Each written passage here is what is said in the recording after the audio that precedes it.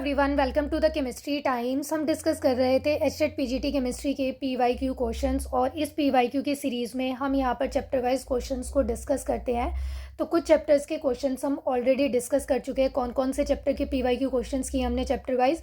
Some basic concept of chemistry, solution, thermodynamics, structure of atom and hydrocarbon. आज का जो हमारा टॉपिक है, आज की क्लास में हम ट्राई करेंगे कि दो टॉपिक्स के क्वेश्चन को एक साथ कर सके, रेडॉक्स रिएक्शन एंड इलेक्ट्रोकेमिस्ट्री। अगर दोनों टॉपिक नहीं होते हैं तो किसी एक टॉपिक को आज की क्लास में डिस्कस कर लेंगे और जो दूसरा टॉपिक होगा उसको नेक्स्ट क्लास में देख लेंगे। तो चलिए स्टार्ट करते हैं आज के सेशन को। तो देखो, फर्स्ट हम यहाँ पर रेडॉक्स से स्टार्ट कर रहे हैं। तो पहला क्वेश्चन क्या है, देखो, which of the following reactions are disproportionation reaction. इस टॉपिक से डिस्प्रपोर्शनेशन रिएक्शन का जो कॉन्सेप्ट है ना, इस रिएक्शन से क्या है, बार बार क्वेश्चन देखने को आपको मिलते हैं। यहाँ पर रेडॉक्स वाले टॉपिक से ना, देखो कौन से क्वेश्चन आपको बार बार रिपीट मिलेंगे। या तो ऑक्सीडेशन स्टेट कैलकुलेट करो, ठीक है, ऑक्सीडेशन नंबर कैलकुलेट करना आएगा, या फिर वो क्या पूछ रहा है यहाँ पर, डिस्प्रपोर्शनेशन रिएक्शन से पूछ रहा है। बाकी रिडक्शन पोटेंशियल और ऑक्सीडेशन पोटेंशियल से भी क्वेश्चन बन सकते हैं। बट यहाँ पर जब आप पीवाईक्यू क्वेश्चंस को देखोगे तो इनमें जो मैक्सिमम नंबर ऑफ क्वेश्चन आपको देखने को मिलेंगे ना, वो डिस्प्रपोर्शनेशन कॉन्सेप्ट से ही मिलेंगे कि कौन सा एलिमेंट ऑक्सीडाइज हो रहा है, कौन सा रिड्यूस हो रहा है, या फिर ऑक्सीडेशन स्टेट से आए हुए हैं। तो चलिए स्टार्ट करते हैं। देखो, फर्स्ट क्वेश्चन क्या है, यहाँ पर डिस्प्रपोर्शनेशन ही पूछा है इसने। तो रिडॉक्स रिएक्शन के टाइप्स होते हैं। यहाँ पर हम रिडॉक्स चैप्टर में रिडॉक्स रिएक्शन के टाइप्स ऑफ रिएक्शन पढ़ते हैं। तो कौन कौन सी टाइप की रिएक्शन होती है? फर्स्ट है कॉम्बिनेशन रिएक्शन। तो कॉम्बिनेशन रिएक्शन में क्या होता है, दो या दो से ज़्यादा एलिमेंट क्या करते हैं, कंबाइन करके सिंगल प्रोडक्ट को फॉर्म करते हैं। उसे हम क्या बोलते हैं, अभी कॉम्बिनेशन रिएक्शन बोलते हैं। नेक्स्ट है डिकम्पोजिशन रिएक्शन। डिकम्पोजिशन में क्या होगा कि एक सिंगल रिएक्टेंट मॉलिक्यूल क्या है, अभी दो या दो से ज़्यादा प्रोडक्ट फॉर्म करेगा। फिर नेक्स्ट होती है डिस्प्लेसमेंट रिएक्शन। जो मोर रिएक्टिव मेटल होती है वो लेस रिएक्टिव वाले को क्या करता है, अभी डिस्प्लेस कर देता है। तो यहाँ पर हम मेटल डिस्प्लेसमेंट भी पढ़ते हैं और नॉन मेटल डिस्प्लेसमेंट भी पढ़ते हैं। फिर नेक्स्ट होती है डिस्प्रपोर्शनेशन रिएक्शन। तो देखो, डिस्प्रपोर्शनेशन रिएक्शन में क्या होता है, एक सिंगल स्पीशीज क्या होती है, ऑक्सीडाइज भी होती है और रिड्यूस भी होती है। यानी कि एक सिंगल एलिमेंट का ही क्या हो रहा है, यहाँ पर ऑक्सीडेशन हो रहा है और रिडक्शन हो रहा है। ऐसी रिएक्शन को हम क्या बोलते हैं, डिस्प्रपोर्शनेशन रिएक्शन बोलते हैं। तो देखो, ऑक्सीडेशन हम कैसे देखेंगे कि ऑक्सीडेशन हो रहा है। तो ऑक्सीडेशन आपने पढ़ा है, लॉस ऑफ इलेक्ट्रॉन को हम क्या बोलते हैं, ऑक्सीडेशन बोलते हैं। बट हम यहाँ पर क्या है, ऑक्सीडेशन नंबर के टर्म्स में याद रखेंगे, ठीक है। आप यहाँ पर रिडॉक्स के क्वेश्चन करने के लिए ऑक्सीडेशन और रिडक्शन की डेफिनेशन को ज़्यादा अच्छे से, मतलब क्वेश्चन बन जाए, इसके लिए ऑक्सीडेशन नंबर वाले कॉन्सेप्ट से याद रखो। तो ऑक्सीडेशन में क्या होता है, ऑक्सीडेशन नंबर इंक्रीज होता है। ऑक्सीडेशन रिएक्शन में क्या होता है, ऑक्सीडेशन नंबर इंक्रीज होता है। और रिडक्शन में क्या होता है, अभी ऑक्सीडेशन नंबर डिक्रीज होता है। रिडक्शन रिएक्शन में क्या होगा, ऑक्सीडेशन नंबर डिक्रीज होगा। अब देखो, यहाँ पर सेम ही एलिमेंट का क्या होगा, ऑक्सीडेशन और रिडक्शन। तो यहाँ पर ये जो चारों ऑप्शन है, इनमें से हम क्या करेंगे, ऑक्सीडेशन नंबर कैलकुलेट कर लेंगे और फिर देख लेंगे कि किसका हो रहा है यहाँ पर, मतलब किसमें सेम एलिमेंट का ही ऑक्सीडेशन और रिडक्शन हो रहा है। तो देखो, फर्स्ट क्या है, यहाँ पर कॉपर प्लस से क्या बन रहा है, कॉपर प्लस 2 और कॉपर बन रहा है। तो यहाँ पर कॉपर क्या है, अपनी एलिमेंटल स्टेट में है। और कोई भी एलिमेंट, जब कोई भी स्पीशी क्या होती है, अपने एलिमेंटल स्टेट में होती है, तो उसका ऑक्सीडेशन नंबर क्या होता है, 0 होता है। तो यहाँ पर देखो क्या है, ऑक्सीडेशन नंबर इस कॉपर प्लस का +1 है, यहाँ क्या है +2 है, और यहाँ पर क्या है 0 है। तो अब देखो, सेम ही एलिमेंट का एक बार ऑक्सीडेशन नंबर इंक्रीज हो रहा है और एक बार ऑक्सीडेशन नंबर क्या हो रहा है, डिक्रीज हो रहा है। इट मीन्स यहाँ पर ऑक्सीडेशन सेम एलिमेंट का ही हो रहा है और सेम ही एलिमेंट का रिडक्शन हो रहा है। ये क्या बनाएगा भाई, यहाँ पर एक कौन सी रिएक्शन को शो करेगा, डिस्प्रपोर्शनेशन रिएक्शन को। तो फर्स्ट ऑप्शन करेक्ट आएगा। तो अब देखो, यहाँ पर ये ऑप्शन जो है ना, आपको पेयर में गिवन है। ये जो रिएक्शंस के लिए ऑप्शन गिवन है, ये पेयर में गिवन है। तो अब जिस भी पेयर में ए ऑप्शन गिवन है ना, उसको रख लो। जिसमें नहीं है वो ऑप्शन क्या है भाई, यहाँ से डायरेक्ट एलिमिनेट हो जाएंगे। अब ए तो जरूर आएगा क्योंकि हमने चेक करके देखा है। तो अब ए देखो कौन कौन से ऑप्शन में, सेकंड में एंड फोर्थ में है। तो it means first and third option तो पॉसिबल है ही नहीं, क्योंकि इसमें फर्स्ट नहीं है और फर्स्ट रिएक्शन क्या है, डिस्प्रपोर्शनेशन रिएक्शन है। अब ऐसे ही जो बी रिएक्शन है, इसके लिए कैलकुलेट करके देखो। तो किसी भी एलिमेंट का ऑक्सीडेशन नंबर हम कैसे कैलकुलेट करते हैं, जिसके लिए भी कैलकुलेट करना है उसके प्लेस पे एक्स पुट कर देते हैं। तो यहाँ पर लिखा एक्स। ऑक्सीजन कितने हैं टोटल, यहाँ पर 4 है, तो +4। एक ऑक्सीजन का चार्ज कितना होता है अभी, -2 होता है। और ओवरऑल चार्ज देखो कितना है अभी, -2 है। तो यहाँ पर कैलकुलेट करके देखो, तो यहाँ पे क्या आ जाएगा, x - 8 = में -2, यानी कि x की वैल्यू कितनी आ गई, +6। इट मीन्स यहाँ पर मैंगनीज का ऑक्सीडेशन स्टेट कितना आ गया, +6 आ गया। यहाँ पे इसमें कैलकुलेट करके देखो, तो यहाँ पर x पुट करेंगे, फिर ये अगेन -8 बनेगा = में -1। तो x की वैल्यू कितनी आ जाएगी भी, +7। यहाँ पर ऑक्सीडेशन स्टेट कितनी आ गई, +7। इसमें भी सेम ऐसे ही कैलकुलेट करके देखेंगे, बट ये ओवरऑल क्या है, न्यूट्रल है, इसके ऊपर कोई चार्ज नहीं है। तो एक ऑक्सीजन का -2 है, तो 2 ऑक्सीजन के लिए -4 होगा, तो -4 इज इक्वल टू में 0 पुट करेंगे तो ये कितना है अभी प्लस का 4 आ जाएगा। तो यहाँ पर मैग्नीज की ऑक्सीडेशन स्टेट के आगे भी प्लस का 4 आ गई। अब देखो 6 से 7 हो रहा है और 6 से 4 हो रहा है, एक बार ऑक्सीडेशन नंबर इंक्रीज हो रहा है और एक बार ऑक्सीडेशन नंबर डिक्रीज हो रहा है। इट मीन्स यहाँ पर ऑक्सीडेशन भी हो रहा है और रिडक्शन भी हो रहा है। तो यहाँ पे क्या है भाई, ये भी क्या बन जाएगी, डिस्प्रोपोर्शनेशन रिएक्शन का एग्जाम्पल बन जाएगी।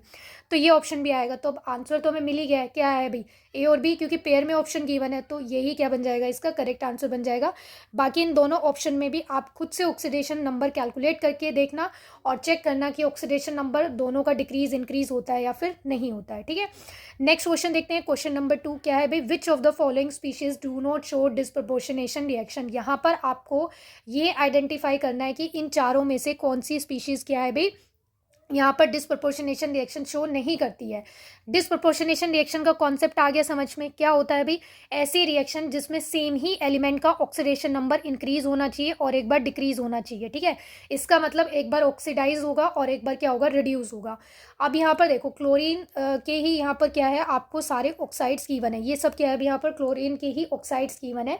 तो क्लोरीन एटम की, क्लोरीन एलिमेंट की जो ऑक्सीडेशन स्टेट की रेंज होती है ना, वो क्या होती है अभी -1 से +7 होती है। क्या रेंज होती है अभी इसकी, -1 से +7 होती है। इसकी ऑक्सीडेशन स्टेट क्या क्या हो सकती है, क्लोरीन की -1 +1 +3 +5 +7 ये हो सकती है। तो इसकी रेंज ही होती है। अब अगर इससे ज़्यादा आता है या फिर कम आता है तो इसका मतलब क्या है कि वो डिस्प्रपोर्शनेशन रिएक्शन को शो नहीं करेगा। तो 1 बाय 1 क्या है, हम यहाँ पर ऑक्सीडेशन स्टेट कैलकुलेट करके देख लेते हैं क्लोरीन एटम की। तो देखो फर्स्ट वाले मॉलिक्यूल में कैलकुलेट करके देखो, तो यहाँ पर क्या है, क्लोरीन के प्लेस पे x रखेंगे।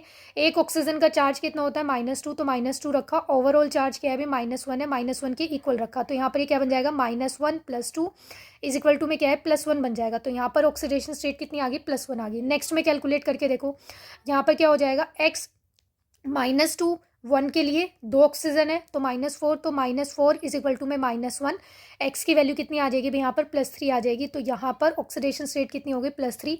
फिर इससे नेक्स्ट वाले में देखो क्या है भाई, ये बन जाएगा x -6 इज इक्वल टू में -1। यहाँ पर क्या है, +5 ऑक्सीडेशन स्टेट आ जाएगी। यहाँ पे कैलकुलेट करके देखो तो क्या बन जाएगा, x -8 इज इक्वल टू में -1। और ये क्या है भी, x इज इक्वल टू में ये क्या है, यहाँ पर आ जाएगा +7। तो यहाँ पर क्लोरीन की ऑक्सीडेशन स्टेट कितनी आ गई भी, +7 आ गई है। अब देखो जो ये है ना ClO4 नेगेटिव, ये क्या है भाई यहाँ पर और ज़्यादा क्या है भाई, ये फर्दर ऑक्सीडाइज नहीं हो सकता। देखो समझो ध्यान से, +7 क्या है, इसकी मैक्सिमम ऑक्सीडेशन स्टेट है। अब यहाँ पर देखो +7 से ये अपने ऑक्सीडेशन नंबर को डिक्रीज तो कर सकता है, अभी +5 आ सकती है, +3 हो सकती है, -1 हो सकती है, बट +7 से और मैक्सिमम क्या जाएगी, नहीं जा सकती ना। तो इसका मतलब क्या है कि ये अपने ऑक्सीडेशन नंबर को इंक्रीज नहीं कर सकता है, मतलब फर्दर ऑक्सीडाइज नहीं हो सकता है, रिड्यूस तो हो जाएगा। रिडक्शन होने के लिए क्या चाहिए, ऑक्सीडेशन नंबर डिक्रीज होना चाहिए। तो ऑक्सीडेशन नंबर तो ये डिक्रीज कर सकता है, बट इसकी मैक्सिमम ऑक्सीडेशन स्टेट क्या है, +7 है। तो +7 से और ज़्यादा कहाँ जाएगा, नहीं है ये पॉसिबल। तो इट मीन्स ये डिस्प्रपोर्शनेशन रिएक्शन को शो नहीं करेगा फोर्थ मॉलिक्यूल। अब देखो +1 वाला है, तो +1 वाला -1 में भी जा सकता है और हायर ऑक्सीडेशन स्टेट में भी जा सकता है, +3 में, +5 में, +7 में। तो इट मीन्स ये ऑक्सीडाइज भी हो सकता है, रिड्यूस भी हो सकता है। तो ये डिस्प्रपोर्शनेशन रिएक्शन शो करेगा। नेक्स्ट है +3 वाला, तो +3 वाला देखो +1 में जा सकता है, -1 में जा सकता है और अपनी हायर ऑक्सीडेशन स्टेट में जा सकता है। तो बेसिकली आपको ये ध्यान रखना है कि डिस्प्रपोर्शनेशन रिएक्शन वो स्पीशीज शो करेंगी जो अपनी हायर ऑक्सीडेशन स्टेट में भी जा सकती है, लोअर ऑक्सीडेशन स्टेट में भी जा सकती है। बट फोर्थ ऑप्शन में देखो यहाँ पर इसकी ऑक्सीडेशन स्टेट जो है वो कितनी है अभी, +7 है, तो इसकी मैक्सिमम होती है। तो अब इससे ज़्यादा वो कहाँ जाएगा, तो इसलिए ये एलिमेंट जो है, ये स्पीशीज जो है यहाँ पर डिस्प्रपोर्शनेशन रिएक्शन को शो नहीं करता है। नेक्स्ट क्वेश्चन देखो भी, ये क्वेश्चन भी क्या है, अगेन डिस्प्रपोर्शनेशन रिएक्शन ही पूछ रहा है। यहाँ पर क्या बता रखा है, देखो डिस्प्रपोर्शनेशन रिएक्शन हो रही है यहाँ पर फॉस्फोरस की, और ये बेसिक मीडियम में हम कर रहे हैं यहाँ पर। तो इसने क्या किया, फॉस्फीन बनाया और एक H2PO2 नेगेटिव बनाया। तो यहाँ पर आपको क्या करना है, ऑक्सीडेशन स्टेट कैलकुलेट करनी है, किसके लिए, P4 के लिए, PH3 के लिए, और H2PO2 नेगेटिव में किसकी कैलकुलेट करनी है भाई, किसकी ऑक्सीडेशन स्टेट फाइंड आउट करनी है, फॉस्फोरस एटम के लिए यहाँ पर कैलकुलेट करनी है। तो देखो इस रिएक्शन में P4 क्या है, अपनी एलिमेंटल स्टेट में है। तो जो फॉस्फोरस होता है उसकी एलिमेंटल स्टेट क्या होती है भी, P4 होती है। अभी मैंने आपको बताया था कि कोई भी एलिमेंट जो अपनी एलिमेंटल स्टेट में होता है वो क्या करता है भी, कौन सी ऑक्सीडेशन स्टेट को शो करता है, 0 को। अगर P4 की ऑक्सीडेशन स्टेट 0 आएगी तो ऑप्शन एलिमिनेशन देखो, यहाँ पर ऑप्शन एलिमिनेट करो। फर्स्ट के लिए क्या आएगी भाई, 0 आएगी। तो अब ज़ीरो कौन से ऑप्शन में गिवन है, P4। देखो जिस उसमें ऑर्डर में रखे ना, उसी ऑर्डर में यहाँ पर क्या है अभी ऑप्शन में मिलेंगे, तो फर्स्ट के लिए ज़ीरो होनी चाहिए। तो ज़ीरो जो है वो ना तो फर्स्ट ऑप्शन में गिवन है, ना ही सेकंड में गिवन है, तो ज़ीरो ज़ीरो इन दोनों फर्स्ट ऑप्शन में गिवन है। तो इट मीन्स या तो थर्ड ऑप्शन आएगा या फिर फोर्थ आएगा। तो दो ऑप्शन यहाँ से क्या है अभी एलिमिनेट हो गए हैं। नेक्स्ट कैलकुलेट करके देखो क्या है अभी, फोस्फीन PH3 मोलिक्यूल है, तो यहाँ पे कैलकुलेट करेंगे तो एक्स रखेंगे फॉस्फोरस के लिए। हाइड्रोजन की कितनी होती है अभी, +1 होती है। तो यहाँ पर टोटल कितने हाइड्रोजन है, 3 है, तो 3 के लिए कितना हो जाएगा, +3 इज इक्वल टू में न्यूट्रल मॉलिक्यूल है तो जीरो के इक्वल रखेंगे। तो यहाँ पर जो फॉस्फोरस की ऑक्सीडेशन स्टेट आई है वो कितनी आ गई भी, -3 आ गई। ये +3 है ना, इस साइड जाके क्या हो जाएगा माइनस का, तो -3 आ गई। अब -3 देखो थर्ड और फोर्थ में से कौन से ऑप्शन में गिवन है, फोर्थ में, तो यही क्या बन जाएगा, इसका करेक्ट आंसर हो जाएगा। यहाँ पर इसके लिए देखो अब कैलकुलेट करने की नीड ही नहीं हुई है एलिमिनेशन मेथड से, बट चाहो तो कैलकुलेट करके देख लो। देख लेते हैं एक बार क्या आएगी यहाँ पर। क्या है हाइड्रोजन के लिए क्या आ जाएगा, +2 हो जाएगा, क्योंकि एक हाइड्रोजन का क्या होता है अभी -1 सॉरी +1 होता है, तो दो के लिए क्या बन जाएगा +2। फॉस्फोरस के लिए कैलकुलेट करना है तो एक्स पुट करेंगे। एक ऑक्सीजन का -2 होता है, दो ऑक्सीजन का कितना हो जाएगा -4। ओवरऑल चार्ज कितना है अभी -1 है, तो -1 के इक्वल रखा। यहाँ पे क्या हो जाएगा -1, यहाँ पे +2 है, -4 है, तो क्या आएगा -2 आएगा। वो -2 इस साइड आकर क्या हो जाएगा +2, और +2 में से -1 गया, कितना बचेगा +1। तो देखो क्या आ गई ऑक्सीडेशन स्टेट +1, और यहाँ पे देखो कितनी गिवन है अभी, +1 ही तो गिवन है। तो इस क्वेश्चन का राइट आंसर क्या हो गया अभी, ऑप्शन नंबर 4। नेक्स्ट क्वेश्चन देखते हैं, क्वेश्चन नंबर 4 क्या है अभी, the oxidation state of each oxygen atom in potassium oxide. यहाँ पर देखो क्या है अभी, KO2 में आपको ईच ऑक्सीजन एटम के लिए ऑक्सीडेशन स्टेट कैलकुलेट करनी है। तो कैसे कैलकुलेट करेंगे, देखो पोटाशियम के लिए किसके लिए कैलकुलेट करनी है अभी, ऑक्सीजन के लिए कैलकुलेट करनी है। तो पोटाशियम जो होता है ये ग्रुप 1 से बिलोंग करता है, अल्कली मेटल है। तो ये क्या होता है अभी +1 क्या होता है, +1 ऑक्सीडेशन स्टेट बनेगी इसकी। तो यहाँ पर पोटाशियम के लिए कितना आ जाएगा अभी, यहाँ पर +1 आ जाएगा। दो ऑक्सीजन एटम है तो यहाँ पर क्या है अभी 2x लिखेंगे। ओवरऑल कोई चार्ज नहीं है तो जीरो के इक्वल रखेंगे। ये बन जाएगा 2x इज इक्वल टू में -1, और x की वैल्यू कितनी आ जाएगी अभी -1/2। तो यहाँ पर एक ऑक्सीजन एटम के लिए जो ऑक्सीडेशन स्टेट आई है वो कितनी आ गई अभी -1/2 आ गई। तो इस क्वेश्चन का करेक्ट आंसर क्या आ गया अभी, ऑप्शन नंबर 3। अब यहाँ पर देखो आपको एक पॉइंट याद रखना है क्या, कि ऑक्साइड, पर ऑक्साइड और सुपर ऑक्साइड आयन क्या होते हैं। तो देखो ऑक्साइड आयन क्या होते हैं, ऑक्साइड आयन होते हैं O2 नेगेटिव। ऑक्साइड आयन क्या होते हैं अभी, O2 नेगेटिव। एक ऑक्सीजन एटम पे क्या है 2 नेगेटिव चार्ज होता है। फिर होते हैं पर ऑक्साइड आयन। तो पर ऑक्साइड आयन में क्या होता है, O2 2 नेगेटिव होता है। पर ऑक्साइड आयन में क्या होता है अभी, O2 2 नेगेटिव होता है। पर ऑक्साइड आयन दो ऑक्सीजन एटम होते हैं और उनके ऊपर क्या होता है अभी -2 चार्ज होता है। फिर आते हैं सुपर ऑक्साइड। तो सुपर ऑक्साइड में क्या होता है, O2 नेगेटिव, दो ऑक्सीजन एटम होते हैं बट -1 चार्ज होता है। ये क्या होता है अभी यहाँ पर सुपर ऑक्साइड आयन बनाता है। अब यहाँ पर क्या है, ये आपको पता होना चाहिए कि ऑक्साइड क्या होता है, सुपर ऑक्साइड क्या होता है, पर ऑक्साइड क्या होते हैं, और इनकी स्टेबिलिटी भी पूछ सकते हैं। ठीक है, कि स्टेबिलिटी का ऑर्डर बताओ। आई थिंक ये अभी रिसेंटली किसी पेपर में आया था क्वेश्चन, कि इनको क्या है अभी यहाँ पर जो ऑक्साइड्स बनते हैं उनका स्टेबिलिटी का ऑर्डर अरेंज करना था, या फिर ये TGT में या फिर PGT में HTET के पेपर में भी आया हुआ है क्वेश्चन। तो क्या सीक्वेंस बनता है, देखो यहाँ पर स्टेबिलिटी की अगर हम बात करें इनकी आयंस की, तो ये ऑक्साइड सबसे ज़्यादा स्टेबल होते हैं, फिर पर ऑक्साइड आते हैं, और उसके बाद क्या है अभी सुपर ऑक्साइड होता है। तो सबसे ज़्यादा स्टेबल क्या होते हैं अभी, ऑक्साइड आयन होते हैं, और लीस्ट स्टेबल क्या बनेंगे, सुपर ऑक्साइड आयन बनते हैं। ये इनका सीक्वेंस होता है। और ये बनते कैसे हैं, देखो सबसे पहले ऑक्साइड आयन है, तो oxide ion O2 negative, O2 negative से क्या बनेगा अभी यहाँ पर पहले पर ऑक्साइड आयन बनेगा। तो यहाँ पर ये इस तरह से ऑक्साइड आयन रिएक्शन करते हैं किसके साथ, हाफ O2 के साथ, और ये क्या कर लेते हैं अभी यहाँ से पर ऑक्साइड आयन बना लेते हैं O2 नेगेटिव, और ये फिर फर्दर ऑक्सीजन के साथ रिएक्शन करते हैं, और ये रिएक्शन करके क्या करते हैं अभी यहाँ पर सुपर ऑक्साइड आयन फॉर्म कर लेते हैं। ठीक है, तो ये किस तरह से बनते हैं ये भी आपको याद रखना है। ये पॉइंट इन फ्यूचर पूछा जा सकता है, और इनकी स्टेबिलिटी का ऑर्डर भी आपको याद रखना है यहाँ पर। नेक्स्ट क्वेश्चन देखते हैं, क्वेश्चन नंबर 5 क्या है, देखो अगेन यहाँ पर क्या है, ये भी डिस्प्रपोर्शनेशन रिएक्शन के ही रिगार्डिंग है। एक रिएक्शन गिवन है क्लोरीन और सोडियम हाइड्रोक्साइड की, और यहाँ पर ये रिएक्शन करके ये क्या है, सोडियम क्लोरेट, सोडियम क्लोराइड और वाटर बना रहे हैं। इसमें क्या आइडेंटिफाई करना है, the element which loses as well as gain electron. एक ऐसा एलिमेंट आइडेंटिफाई करना है जो इलेक्ट्रॉन्स को लूज भी कर रहा है और जो इलेक्ट्रॉन्स को गेन भी कर रहा है। तो ऐसी रिएक्शन को हम क्या बोलते हैं भाई, डिस्प्रपोर्शनेशन रिएक्शन ही तो बोलते हैं। लूज करना और गेन करना सेम ही एलिमेंट के लिए, तो वो क्या होगा, डिस्प्रपोर्शनेशन रिएक्शन होगा। तो देखो चेक कर लो, अब यहाँ पर एक ही मतलब एलिमेंट है क्लोरीन, जिसके रिगार्डिंग देखो दोनों प्रोडक्ट में वो आ रहा है, क्या है अभी यहाँ पर इसमें इस वाले प्रोडक्ट में भी आएगा और सोडियम क्लोराइड में भी आ रहा है। यहाँ पे वैसे तो देखो सोडियम भी दोनों में इंक्लूड है, बट यहाँ पे क्या है, सोडियम +1 ऑक्सीडेशन स्टेट में ही रहेगा सभी मॉलिक्यूल्स में, ठीक है, सभी कंपाउंड में क्या है वो +1 ऑक्सीडेशन स्टेट में ही रहेगा। अब क्लोरीन यहाँ पे क्या है अपनी एलिमेंटल स्टेट में है, तो यहाँ पर इसकी ऑक्सीडेशन स्टेट 0 बनेगी। यहाँ पर कैलकुलेट करके देखो तो सोडियम के लिए यहाँ पर कितना होगा +1, सोडियम के लिए क्या आएगा +1, क्लोरीन की हमें कैलकुलेट करनी है। और ऑक्सीजन, एक ऑक्सीजन का -2 है, तो 3 के लिए क्या है अभी -6 इक्वल टू में 0। इसकी ऑक्सीडेशन स्टेट क्या बन जाएगी भाई, 6 - 1 इज इक्वल टू में +5। तो यहाँ पर इस मॉलिक्यूल में, इस कंपाउंड में ऑक्सीडेशन स्टेट कितनी आई है क्लोरीन की, +5 आई है। यहाँ पे क्लोरीन की ऑक्सीडेशन स्टेट कितनी बनेगी, -1। तो एक बार तो देखो 0 से +5 क्या हो रहा है, ऑक्सीडेशन नंबर इंक्रीज हो रहा है। एक बार 0 से -1, एक बार क्या हो रहा है भाई कम हो रहा है। तो मतलब क्या है, यहाँ पर ऑक्सीडेशन भी हो रहा है और रिडक्शन भी हो रहा है। तो इस क्वेश्चन का करेक्ट आंसर क्या आ जाएगा भाई, ऑप्शन नंबर 2, कि भाई क्लोरीन इलेक्ट्रॉन लूज भी कर रहा है और इलेक्ट्रॉन को गेन भी कर रहा है। नेक्स्ट क्वेश्चन देखते हैं, question number 6, the coefficient of iodide negative, यानी कि आयोडाइड आयन है यहाँ पर, और ये MnO4 नेगेटिव है, H2O है, इन रेडॉक्स रिएक्शन। यहाँ पर आपको क्या है, ये एक रिएक्शन गिवन है। इस रिएक्शन के लिए यहाँ पर आपको रिएक्टेंट में जो मॉलिक्यूल्स है ना, रिएक्टेंट में जो स्पीशीज़ है, इनके लिए कोफिशिएंट बताना है। अब कोफिशिएंट बताने से क्या मतलब है, यहाँ पर आपको बैलेंसिंग देखनी है। तो बैलेंसिंग के लिए देखो, मैंने पहले भी आपको बताया है कि पूरा मेथड करने की बजाय, ठीक है, आप क्या करो, ऑप्शन उठाओ एक एक और ऑप्शन को क्या है पुट करके देख लो।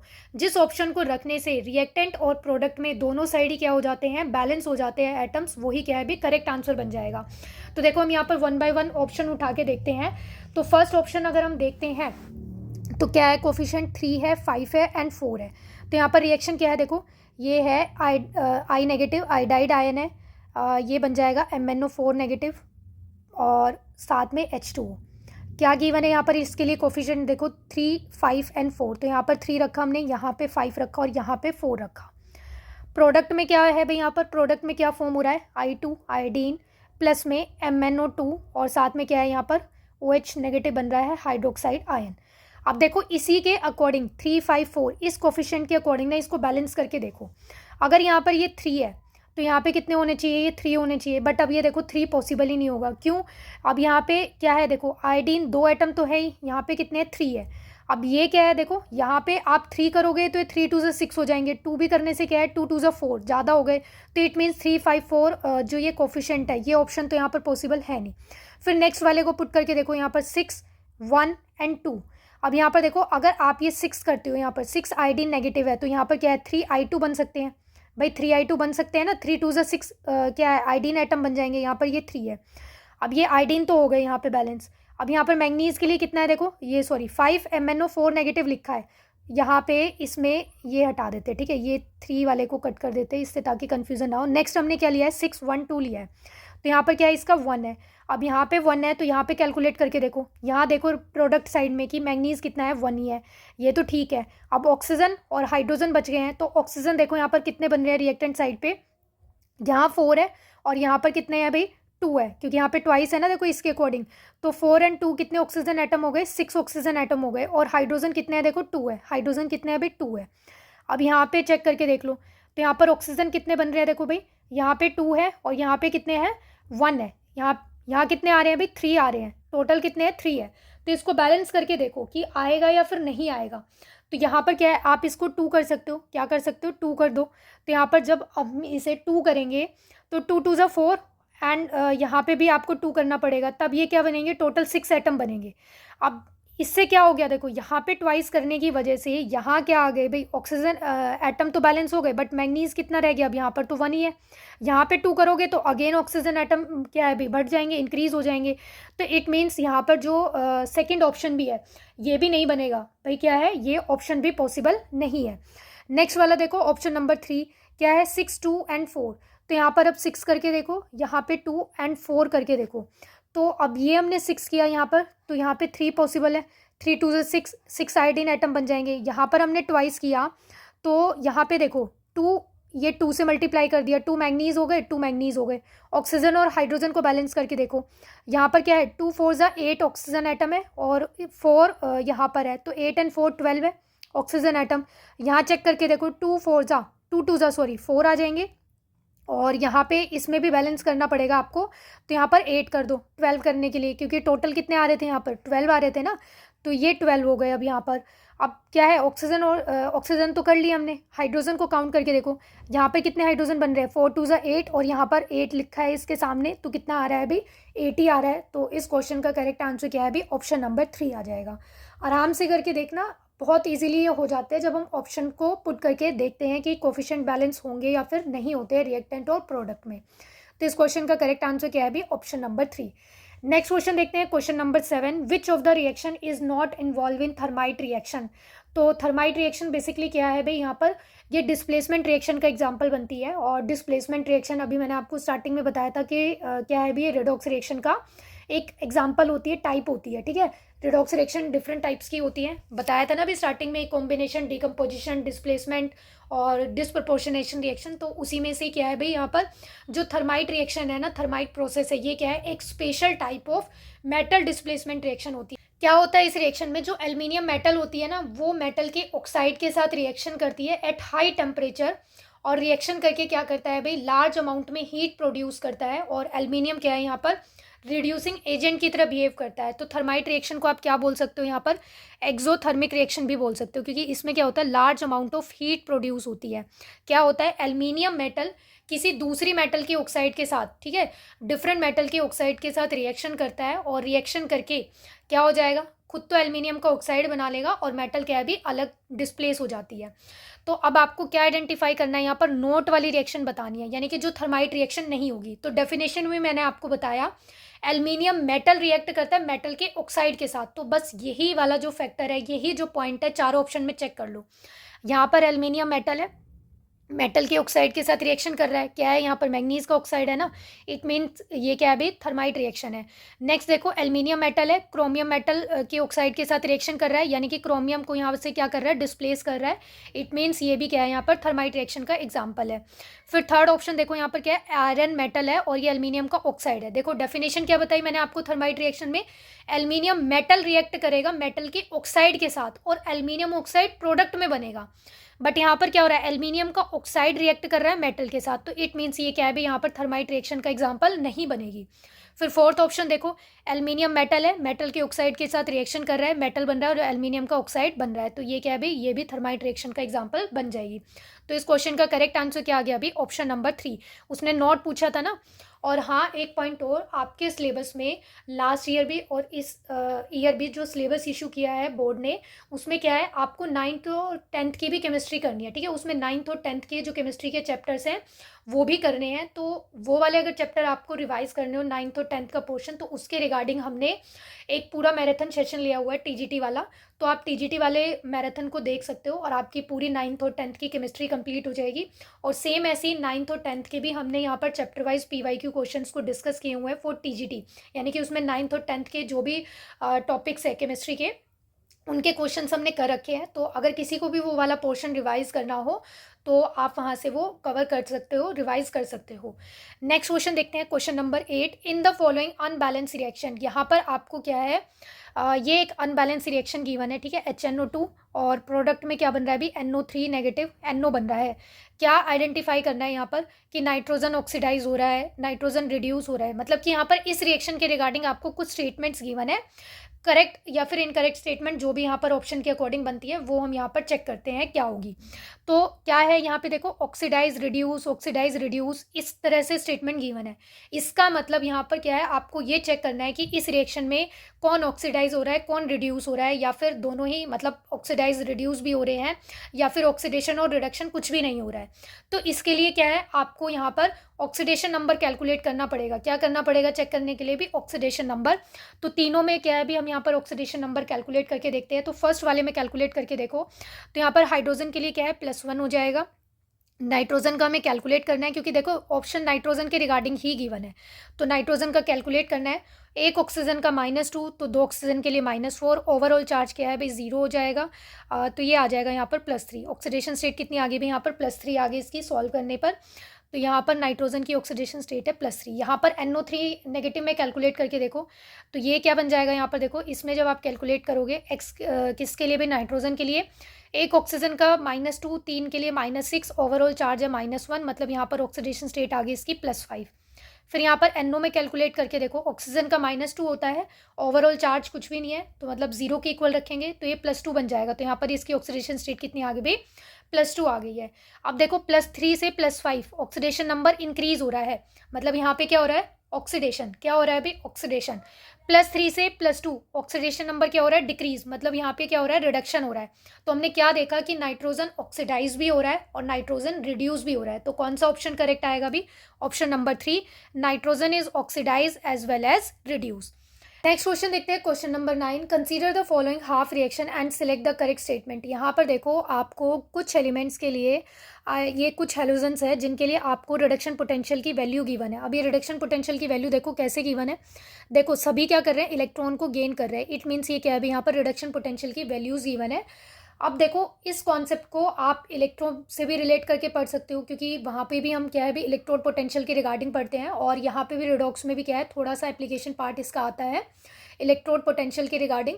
तो आप इसको यहाँ पढ़ लो रिडॉक्स में, या फिर इलेक्ट्रो में पढ़ लो, कहीं पे भी हम इसको इंक्लूड कर सकते हैं, कहीं से भी डिस्कस कर सकते हैं। तो देखो क्या होगा, जितनी ज़्यादा ई नोट की वैल्यू होती है, यानी कि higher the reduction potential value, उतनी ज़्यादा उसकी क्या होती है भी, टेंडेंसी होती है टू एक्सेप्ट द इलेक्ट्रॉन, और इलेक्ट्रॉन को एक्सेप्ट करने की टेंडेंसी क्या होती है, to get reduce.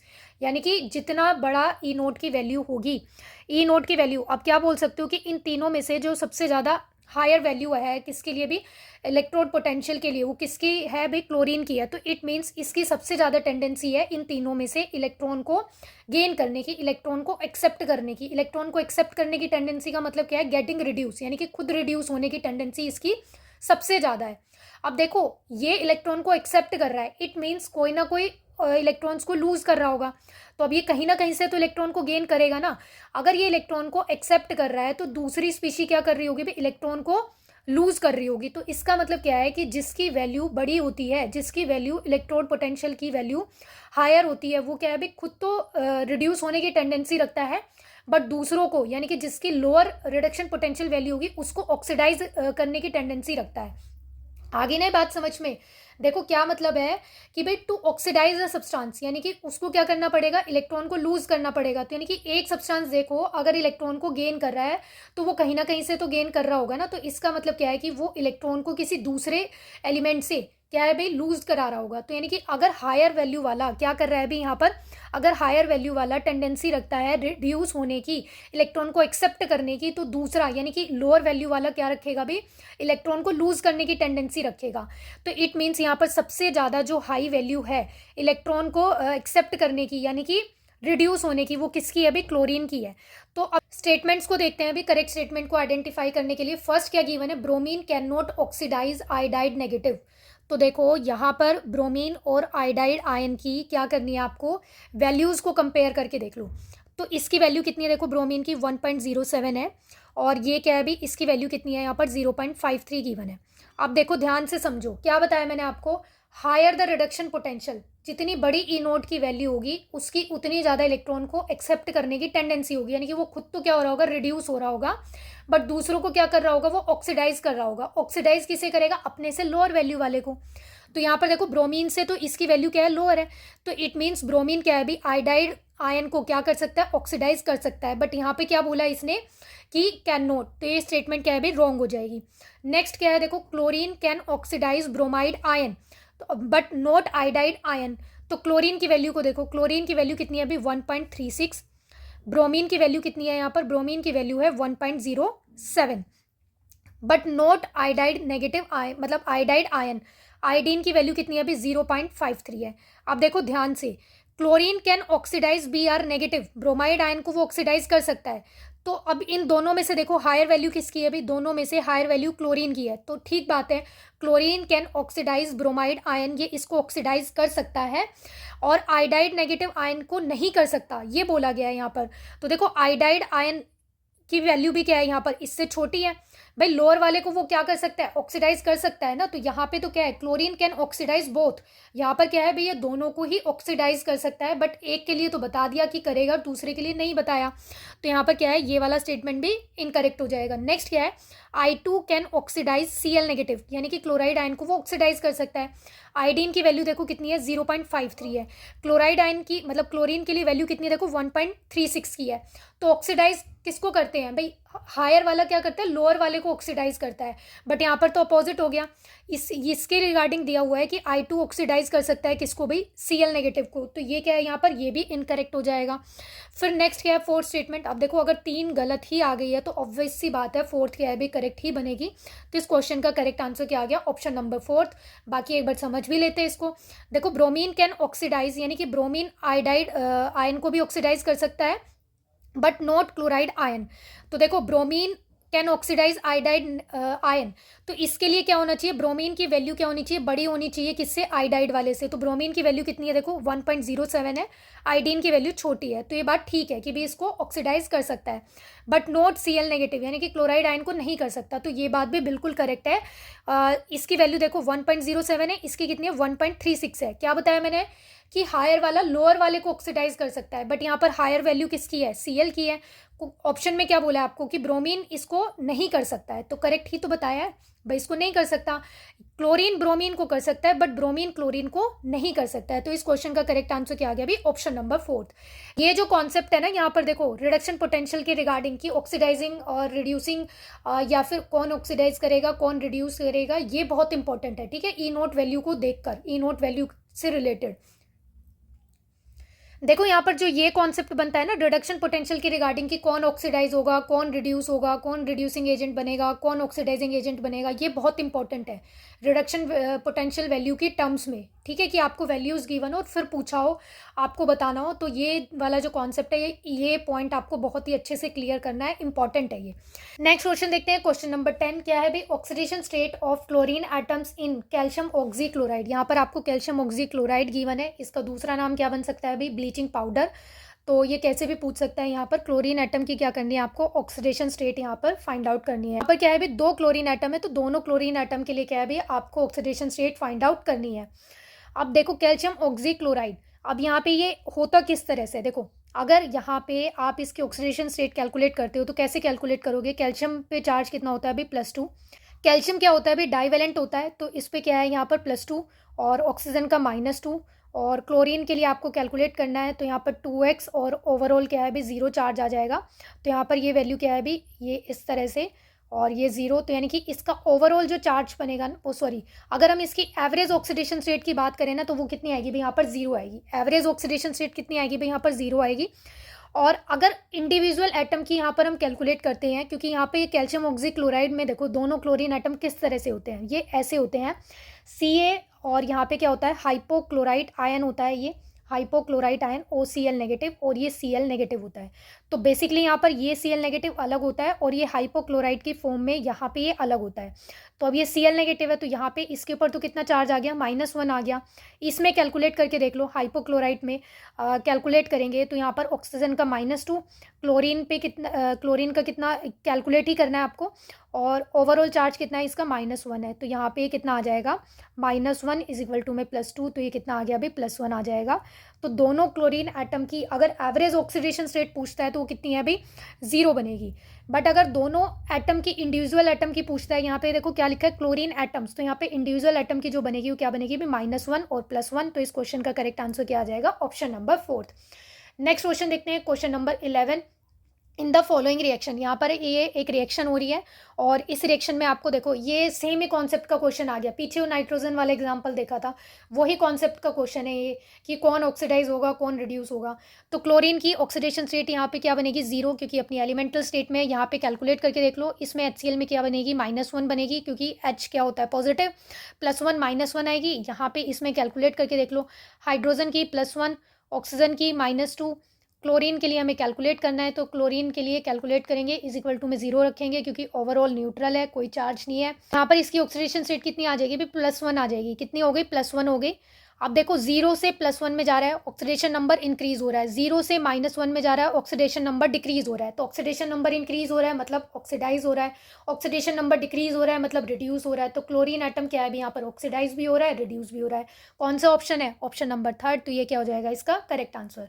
Next question देखते हैं, question number 12, which of the following displacement reaction is possible. यहाँ पर पूछा है कि इनमें से कौन सी डिस्प्लेसमेंट रिएक्शन पॉसिबल है। अब इसे आप 9th 10th से रिलेटेड पढ़ लो, भाई 10th में हम केमिस्ट्री में पढ़ते हैं ना, फर्स्ट चैप्टर ही पढ़ते हैं, तो उसमें भी हम पढ़ते हैं डिस्प्लेसमेंट रिएक्शन क्या होती है, टाइप्स ऑफ रिएक्शन को डिस्कस करते हैं। और यहाँ पे भी आप इसको लगा सकते हो रिडॉक्स के रिगार्डिंग कि टाइप्स ऑफ रिडॉक्स रिएक्शन होती है। तो डिस्प्लेसमेंट रिएक्शन क्या होती है भाई, मोर रिएक्टिव मेटल जो होती है वो क्या करता है, लेस वाले को डिस्प्लेस कर देता है, उसे ही हम क्या बोलते हैं, डिस्प्लेसमेंट रिएक्शन बोलते हैं। क्या होता है, मोर रिएक्टिव एलिमेंट क्या करता है भाई, लेस वाले को डिस्प्लेस कर देता है, उसको उसके प्लेस से हटा देता है। देखो इसे आप समझ सकते हो आराम से, जो ज़्यादा पावरफुल होगा वही तो वीक वाले को क्या है, उसके प्लेस से हटा पाएगा और खुद उसके प्लेस पे आ जाएगा। तो सेम यहाँ पर है, जो ज़्यादा रिएक्टिव एलिमेंट होगा वो क्या है, लेस वाले को उसके प्लेस से डिस्प्लेस कर देगा, खुद उसके प्लेस पे चला जाएगा और लेस रिएक्टिव वाला अलग हो जाएगा। तो देखो फर्स्ट क्या है, कॉपर एंड सोडियम क्लोराइड। अब देखो डिस्प्लेसमेंट रिएक्शन का एग्जांपल पूछा है उसने, मोर रिएक्टिव लेस वाले को डिस्प्लेस करेगा। अब यहाँ पे कॉपर क्या है, कॉपर बता रखा है इस रिएक्शन में कि कॉपर डिस्प्लेस कर रहा है सोडियम को, विच इज़ नॉट पॉसिबल। देखो रिएक्टिविटी सीरीज जो होती है ना मेटल की, उसमें हम क्या पढ़ते हैं, सोडियम पोटाशियम ये सबसे ऊपर आते हैं, टॉप पे होते हैं, ये सबसे ज़्यादा रिएक्टिव इन नेचर होते हैं।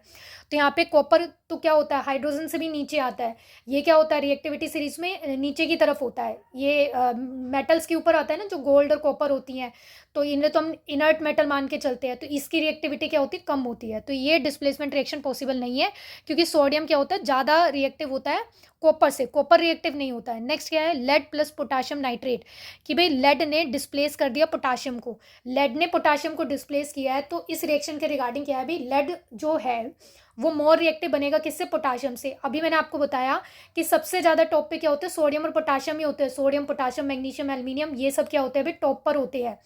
तो ये क्या है, मतलब सबसे ज़्यादा रिएक्टिव होते हैं। लेड क्या है भी, नीचे आएगा रिएक्टिविटी सीरीज में, इट मीन्स लेड भी पोटाशियम को डिस्प्लेस नहीं कर सकता है, तो ये भी पॉसिबल नहीं है। नेक्स्ट है आयरन और लेड नाइट्रेट की रिएक्शन हो रही है कि भाई आयरन ने डिस्प्लेस कर दिया किसको, लेड नाइट्रेट को कर दिया है। तो यही रिएक्शन क्या आएगी भाई, यहाँ पर करेक्ट आएगी। आयरन जो मेटल होता है वो मोर रिएक्टिव होता है किससे भाई, लेड से।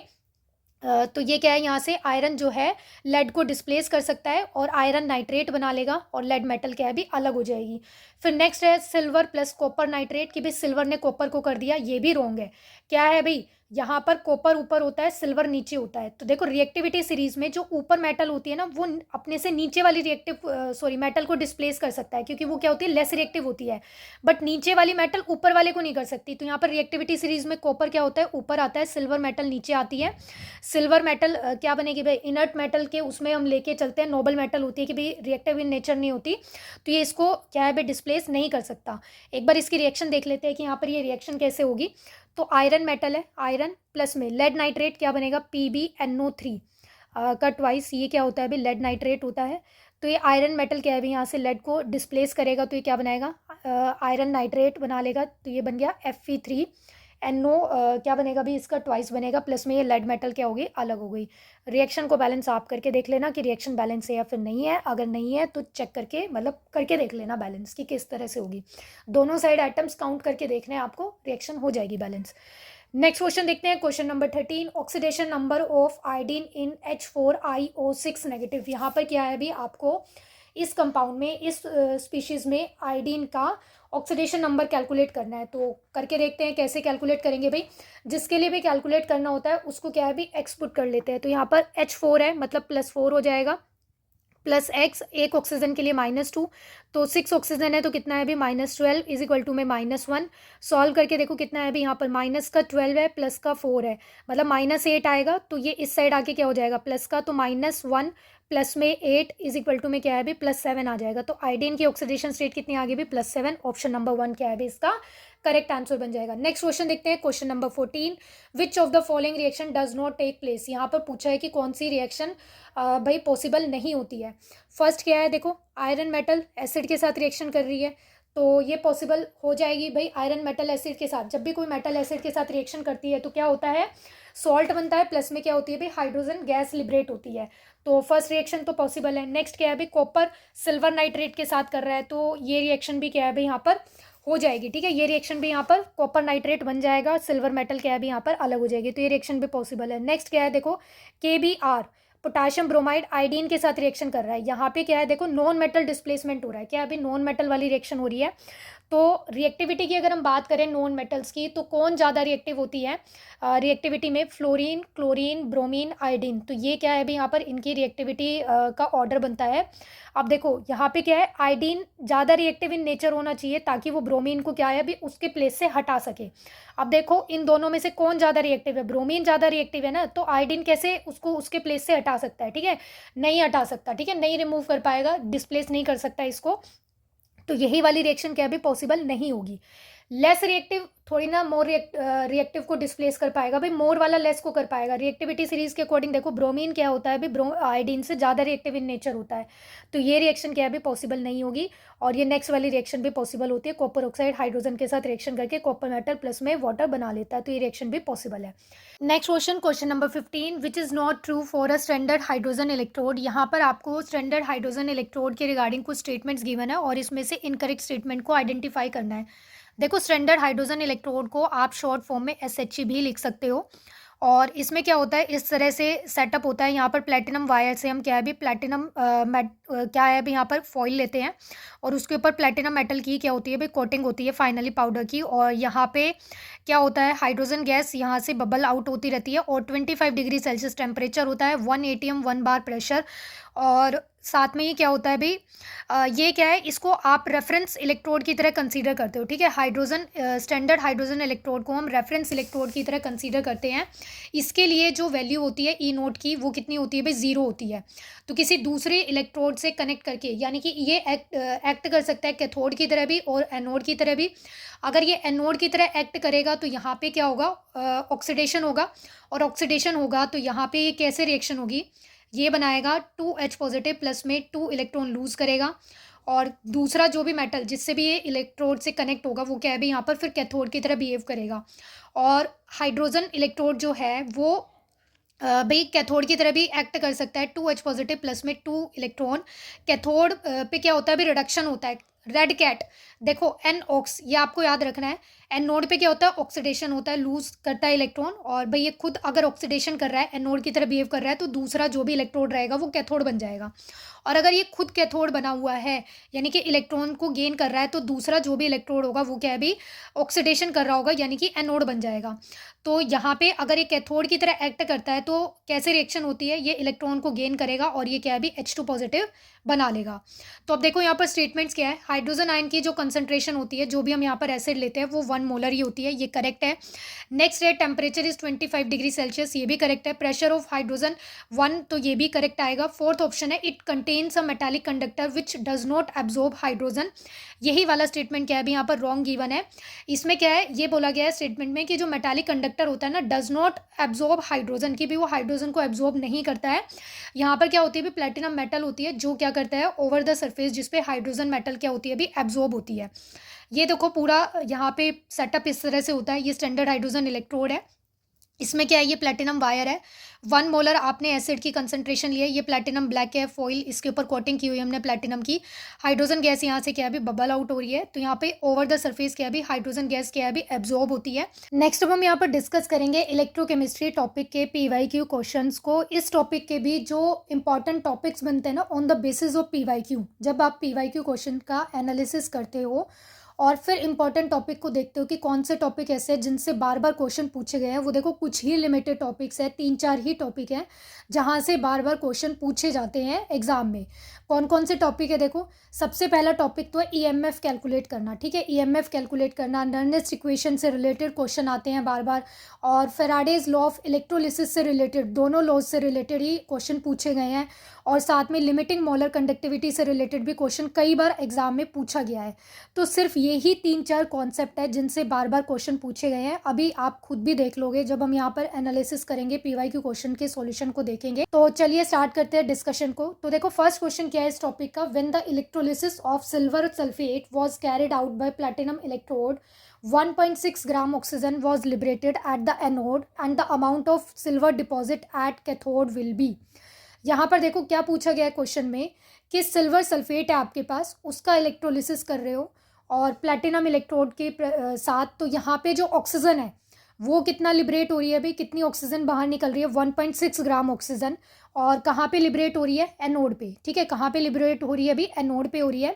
And the amount of silver deposit, और सिल्वर कहाँ पे डिपॉजिट हो रहा है अभी, कैथोड पे डिपॉजिट हो रहा है।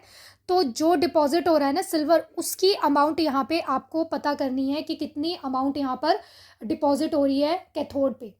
तो ये जो क्वेश्चन है ना, ये है according to the Faraday's first law. तो हम क्या करते हैं, पहले ना दोनों लॉज को ही देख लेते हैं, फेराडेज के जो फर्स्ट लॉ ऑफ इलेक्ट्रोलिसिस है and second law of electrolysis है, क्योंकि दोनों लॉज से ही बार बार क्वेश्चन पूछे गए हैं। तो हम एक बार कॉन्सेप्ट को समझ लेंगे कि फर्स्ट लॉ में क्या होता है, सेकंड में क्या होता है। तो फिर क्या है, डायरेक्ट जब भी क्वेश्चन आएगा तो उसको सॉल्व करेंगे, ठीक है। डायरेक्ट फॉर्मूला लगा के क्वेश्चन को देखेंगे, हमें एक्सप्लेनेशन की खास नीड नहीं पड़ेगी। तो सबसे पहले हम देखते हैं फर्स्ट लॉ को। तो फर्स्ट लॉ में क्या बताया गया था कि जब भी कोई रिएक्शन होती है और उस रिएक्शन का जब आप क्या करते हो भाई, कोई भी इलेक्ट्रोलिसिस रिएक्शन कराते हो, तो वहाँ पे जो भी अमाउंट डिपॉजिट हो रही है या फिर लिबरेट हो रही है वो डायरेक्टली प्रोपोर्शनल होती है कि आपने कितने अमाउंट ऑफ चार्ज को वहाँ से पास कराया है, ठीक है। तो आप क्या बोल सकते हो कि वेट ऑफ डिपॉजिट और liberated is directly proportional to the charge, कि भाई वहाँ से कितना चार्ज पास हुआ है वो उसके ऊपर डिपेंड करता है कि कितना अमाउंट डिपॉजिट होगा। अगर चार्ज ज़्यादा तो यानी कि अमाउंट जो भी लिबरेट हो रही है या फिर डिपॉजिट हो रही है इलेक्ट्रोड पे वो भी ज़्यादा होगी। अगर चार्ज कम पास कराते हैं, चार्ज कम पास होता है, तो यहाँ पे जो भी अमाउंट लिबरेट या फिर डिपॉजिट होती है वो भी क्या होती है, कम होती है। अब यहाँ पे प्रोपोर्शनलिटी के साइन को रिमूव करके क्या है भाई, यहाँ पर आ जाता है z एक कांस्टेंट, और ये z क्या होता है भाई, z को हम क्या बोलते हैं, इलेक्ट्रोकेमिकल इक्विवेलेंट बोलते हैं। क्या बोलते हैं भाई, इलेक्ट्रोकेमिकल इक्विवेलेंस या फिर इक्विवेलेंट। अब ये Q क्या है, यहाँ पर देखो चार्ज है। चार्ज क्या होता है, चार्ज क्या होता है भाई, एक पर्टिकुलर टाइम में से कितने करंट को पास किया है। तो चार्ज को हम क्या लिख सकते हैं, तो ये फॉर्मूला देखो किस तरह से मॉडिफाई हो जाएगा, z मल्टीप्लाई में I मल्टीप्लाई में T, ठीक है। Q क्या है, चार्ज है। चार्ज को आप कैसे लिख सकते हो, करंट मल्टीप्लाई बाय टाइम। अब ये Z क्या होता है, अभी बताया आपको, इलेक्ट्रोकेमिकल इक्विवेलेंट होता है। तो इसे भी हम ओपन कर सकते हैं। कैसे ओपन कर सकते हैं, ये क्या होता है, Z इक्वल होता है किसके भाई, equivalent weight of substance. Equivalent weight of substance किसका लेंगे, जो भी डिपॉजिट होता है या फिर लिबरेट हो रहा है उसका, ठीक है। अब जैसे यहाँ पर अगर आप इक्विवेलेंट वेट क्वेश्चन के अकॉर्डिंग बात करो तो कौन लिबरेट हो रहा है, ऑक्सीजन। तो यहाँ पर इक्विवेलेंट वेट लेंगे किसका, ऑक्सीजन का लेंगे। और डिपॉजिट कौन हो रहा था, सिल्वर मेटल हो रही थी, तो यहाँ पर इक्विवेलेंट वेट किसका आ जाएगा, फिर सिल्वर मेटल का आ जाएगा। तो जो भी लिबरेट या फिर डिपॉजिट हो रहा है उसका इक्विवेलेंट वेट होता है यहाँ पर। और साथ में क्या होता है अभी, एन फैक्टर नहीं, 96,500, ये क्या है अभी यहाँ पर फेराडे कांस्टेंट है। तो अब ये फॉर्मूला देखो किस तरह से मॉडिफाई हो सकता है, इस फॉर्मूले से ये बना। अब यहाँ पे इससे क्या बन जाएगा, ये बन जाएगा, z की वैल्यू पुट कर दो, equivalent weight of substance divide में क्या है भाई, यहाँ पर आ जाएगा 96,500 मल्टीप्लाई में I मल्टीप्लाई में T, क्योंकि ये किसके प्लेस पे आया है, z के प्लेस पे आया है। और z क्या होता है, ये होता है। अब यहाँ पे इक्विवेलेंट वेट ऑफ सब्सटेंस क्या होता है, z को हमने समझ लिया कि इलेक्ट्रोकेमिकल इक्विवेलेंट होता है। बट अब ये इक्विवेलेंट वेट ऑफ सब्सटेंस क्या होता है, ठीक है, ये हम कंसंट्रेशन टर्म में पढ़ते हैं, नॉर्मेलिटी वाली जो टर्म होती है। तो क्या होता है अभी, इक्विवेलेंट वेट क्या होता है, किसी भी सब्सटेंस का मोलर मास, यानी कि उस सब्सटेंस का मोलर मास जो भी होता है वो अपॉन में एन फैक्टर, यानी कि वहाँ पर कितने इलेक्ट्रॉन्स इन्वॉल्व हो रहे हैं वो क्या होते हैं अभी, क्या बना लेते हैं, इक्विवेलेंट वेट ऑफ सब्सटेंस बना लेते हैं। जैसे देखो अगर आपको कैलकुलेट करना है किसके लिए भी, एल्युमिनियम Al+3 के लिए कैलकुलेट करना है, ठीक है। तो यहाँ पर इसका इक्विवेलेंट वेट क्या बन जाएगा, देखो एल्युमिनियम मेटल का जो मोलर मास होता है वो 27 होता है, इसने कितने इलेक्ट्रॉन लूज़ किए हैं, 3। तो यहाँ पर इसके लिए एन फैक्टर क्या है, 3। तो यहाँ पर क्या है भाई, इसका इक्विवेलेंट वेट कितना आ जाएगा, 9 आ जाएगा। तो ये क्या होता है भाई, इक्विवेलेंट वेट होता है कैलकुलेट करना, ठीक है। तो अब ये फॉर्मूला अगेन मॉडिफाई हो सकता है। कैसे मॉडिफाई हो सकता है, इक्विवेलेंट वेट के प्लेस पे ये पुट कर दो, ये वैल्यूज़ को। तो ये क्या बन जाएगा, देखो मोलर मास अपॉन में एन फैक्टर मल्टीप्लाई में क्या आ जाएगा, यहाँ पर ऊपर तो मल्टीप्लाई में करंट और टाइम है, और साथ में नीचे देखो डिवीजन में क्या था, ये फेराडे कांस्टेंट था ना, तो ये क्या है 96,500। तो ये फॉर्मूला देखो इस तरह से बन जाएगा। तो देखो ये सब क्या है, फर्स्ट लॉ फेराडे को ही बता रहे हैं, ठीक है। ये क्या है, सब यहाँ पर फर्स्ट लॉ फेराडे को ही डिफाइन कर रहे हैं। यहाँ पर ये W = Z³ भी होता है, Z फिर यहाँ पर हमने चार्ज को ओपन करके लिखा तो ये करंट मल्टीप्लाई बाय टाइम, फिर हमने Z को समझा कि Z क्या होता है, फिर यहाँ पर इक्विवेलेंट वेट को देखा कि ये क्या होता है, तो उसके अकॉर्डिंग ये बन गया। तो अब देखो यहाँ पर ये W के इक्वल है, ये क्या है भाई, W के इक्वल है अमाउंट जो भी डिपॉजिट हो रही है फिर लिबरेट हो रही है। अब इस W के अपोन में देखो यहाँ पर ये W के इक्वल चल रहा है ना ये पूरा, तो W के अपोन में मोलर मास भी आ सकता है। तो ये क्या बन जाएगा, देखो गिवन मास अपोन में मोलर मास, वो क्या होते हैं, मोल्स के इक्वल होते हैं। गिवन मास अपोन में, ये हमने मोल कॉन्सेप्ट में पढ़ा है ना कि भाई गिवन मास अपोन में मोलर मास किसके इक्वल होता है, मोल्स के इक्वल होता है। तो यहाँ पर अगर ये मोलर मास इस साइड डिवीजन में आ जाता है तो इसके प्लेस पे हम क्या लिख सकते हैं, मोल्स लिख सकते हैं। तो यहाँ पर ये फॉर्मूला फिर से मॉडिफाई हो जाएगा, ये क्या बन जाएगा यहाँ पर एन, यानी कि मोल्स करंट मल्टीप्लाई में टाइम अपोन में एन फैक्टर और मल्टीप्लाई में क्या है भी यहाँ पर फैराडे कांस्टेंट आ जाएगा 96,500। तो ये भी आ गया है। अब देखो यहाँ पर क्या है, जो मोल्स डिपॉजिट या फिर लिबरेट हो रहे हैं, ठीक है, जिस भी एलिमेंट के मोल्स यहाँ पर डिपॉजिट या फिर लिबरेट हो रहे होंगे वो इन्वर्स रिलेशन रखेंगे किसके साथ भी, एन फैक्टर के साथ। तो यहाँ पर आप क्या बोल सकते हो कि मोल्स क्या होते हैं भी, इन्वर्स रिलेशन रखते हैं एन फैक्टर के साथ, ठीक है। अगर ये अब कैथोड के लिए भी आप लिख सकते हो कि कैथोड पे क्या हो रहा होगा, तो यहाँ पर क्या है, कैथोड पे क्या होता है, रिडक्शन होता है। तो यहाँ पर मोल्स ऑफ कैथोड के लिए क्या बन जाएगा, current multiply by time upon में एन फैक्टर, यानी कि कैथोड पे जो भी रिएक्शन हो रही है उसके अकॉर्डिंग यहाँ पर कितने इलेक्ट्रॉन गेन किए वो आ जाएंगे, मल्टीप्लाई में ये एनोड के लिए भी सेम लिख सकते हो। तो यहाँ पर जब आप दोनों रिएक्शन को डिवाइड करोगे, ठीक है, कैथोड के लिए लिखोगे और एनोड के लिए लिखोगे, तो यहाँ पर दोनों रिएक्शन को जब आप डिवाइड करोगे तो यहाँ से क्या रिलेशन बन जाएगा, ये बन जाएगा मोल्स ऑफ कैथोड अपोन में moles of anode is equal to में यहाँ पर क्या है, एन फैक्टर आ जाएगा, किसके लिए भी, एन फैक्टर आ जाएगा यहाँ पर ये एनोड के लिए, और यहाँ पर एन फैक्टर आ जाएगा फिर किसके लिए भी, कैथोड के लिए आ जाएगा, ठीक है। तो ये सब क्या है भी, फर्स्ट लॉ के अकॉर्डिंग ही रिलेशन आए हैं, फर्स्ट लॉ ऑफ इलेक्ट्रोलिसिस के अकॉर्डिंग। अब देखो अकॉर्डिंग टू द क्वेश्चन जो पूछा गया है ना हमसे, वो फर्स्ट लॉ ऑफ इलेक्ट्रोलिसिस को ही फॉलो कर रहा है, क्योंकि उसने अमाउंट पूछी है ना डिपॉजिट होने की, कितनी अमाउंट डिपॉजिट होगी। तो देखो हमने क्या देखा कि W क्या होता है भी, डायरेक्टली प्रोपोर्शनल होता है Q के, यानी कि चार्ज के। तो यहाँ पे ये पूरा जब आपने ओपन करके समझा था, देखा था रिलेशन, तो यहाँ पर वेट जो भी डिपॉजिट हो रही थी या लिबरेट हो रही थी वो किसके इक्वल आ रही थी भी, वो आ रही थी इक्विवेलेंट वेट ऑफ सब्सटेंस की। क्या आ रही थी भाई, इक्विवेलेंट वेट ऑफ सब्सटेंस की। अब यहाँ पे देखो इस रिएक्शन में जितने इलेक्ट्रॉन लॉस और गेन कर रहा होगा वो तो सेम ही आएगा। तो यहाँ पर आप ये रिलेशन इस फॉर्मूले का यूज़ करके, ठीक है, बताया ना अभी आपको कि किस तरह से डिवाइड हो सकते हैं ये कैथोड और एनोड वाला पोर्शन, तो उसको पूरा मॉडिफाई करके जब आप देखोगे समझोगे तो यहाँ पर ये जो रिलेशन है ये बन जाएगा।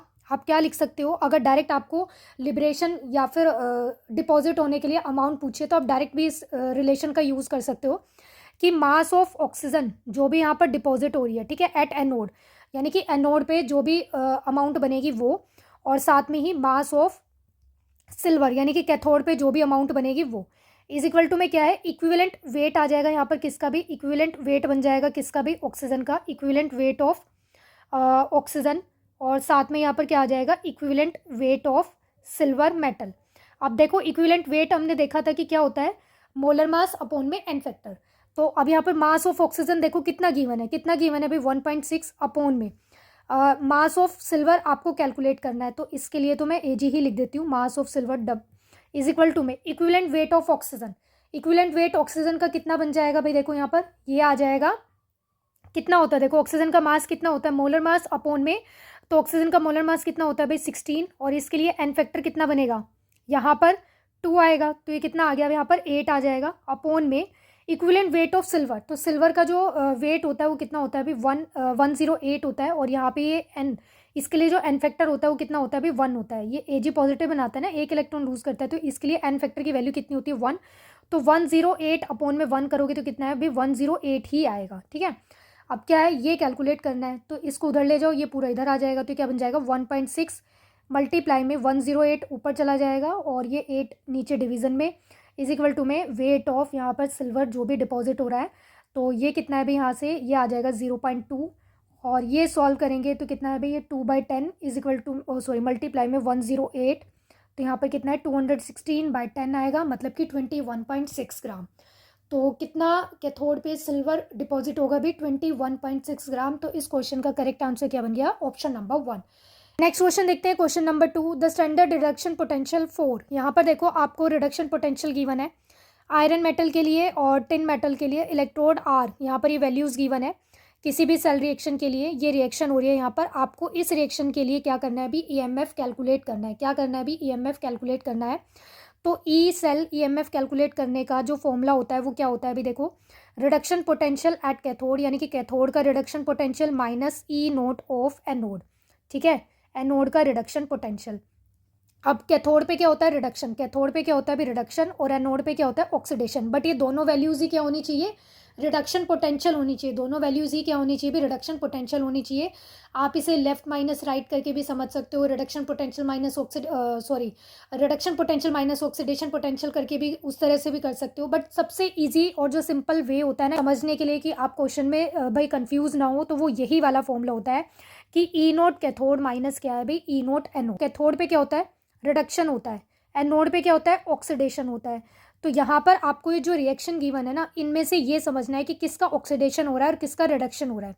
तो Fe+2 से क्या बन रहा है, देखो Fe+2 से क्या बन रहा है भाई, Fe मतलब +2 से 0 ऑक्सीडेशन स्टेट में गया है, ऑक्सीडेशन नंबर क्या हुआ है, डिक्रीज। इसका क्या हो रहा है यहाँ पर, रिडक्शन। जिसका ऑक्सीडेशन नंबर क्या होता है भाई, डिक्रीज होता है, उसका क्या होता है, रिडक्शन होता है। टिन यहाँ पर 0 ऑक्सीडेशन स्टेट थी, +2 में गया, ऑक्सीडेशन नंबर क्या हो रहा है, इंक्रीज। ऑक्सीडेशन नंबर इंक्रीज होने का मतलब क्या होता है भाई, ऑक्सीडेशन रिएक्शन हो रही है यहाँ पर। दोनों के लिए आपको क्या लिखना है यहाँ पर, रिडक्शन पोटेंशियल लिखना है। बस यहाँ पर क्या है, आपको कैथोड वाला रिडक्शन पोटेंशियल मेंशन करना है, यहाँ पर एनोड वाला रिडक्शन पोटेंशियल मेंशन करना है। ये वैल्यूज देखो, +2 से 0 ऑक्सीडेशन स्टेट, +2 से 0 ऑक्सीडेशन स्टेट, मतलब कि आपको रिडक्शन पोटेंशियल की ही वैल्यूज गिवन है। और क्वेश्चन में वैसे भी लिख दिया उन्होंने, ठीक है, वर्बली भी लिख दिया है, और आप इस को देख के, रिप्रेजेंटेशन को देख के भी खुद से आइडेंटिफाई कर सकते हो। तो देखो रिडक्शन पोटेंशियल एट कैथोड, तो यहाँ पर क्या है, रिडक्शन होना चाहिए। रिडक्शन किसका हो रहा है भाई, आयरन का हो रहा है। तो इसका मतलब आपको पहले किसके लिए रिडक्शन पोटेंशियल की वैल्यू लिखनी है, आयरन मेटल के लिए। तो आयरन मेटल के लिए वैल्यू देखो कितनी है, -0.44। तो ये आपने पुट कर दी यहाँ पर, फिर माइनस साइन, फिर रिडक्शन पोटेंशियल आपको लिखना है किसका भाई, जिसका ऑक्सीडेशन हो रहा है। ऑक्सीडेशन कौन सी एलिमेंट का हो रहा है, टिन मेटल का हो रहा है। तो यहाँ पर इसके लिए आपको क्या है, रिडक्शन पोटेंशियल की वैल्यू लिखनी है। तो इसके लिए कितनी वैल्यू गिवन है, -0.14। देखो ये माइनस साइन किसका आया है, फॉर्मूले वाला आया है, ये माइनस साइन वैल्यू वाला आएगा, ठीक है, रिडक्शन पोटेंशियल की जो वैल्यू गिवन है। तो -0.14 हमने पुट की।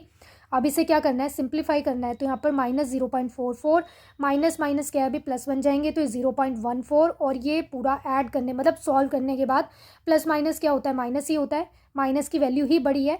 तो यहाँ पर साइन भी जो आएगा आंसर में वो कितना है अभी, नेगेटिव ही साइन आएगा। तो ये कितना आ जाएगा, -0.30 वोल्ट। अब देख लो ये कौन से ऑप्शन में गिवन है, ऑप्शन नंबर 2 में। तो ये क्या हो गया इसका करेक्ट आंसर।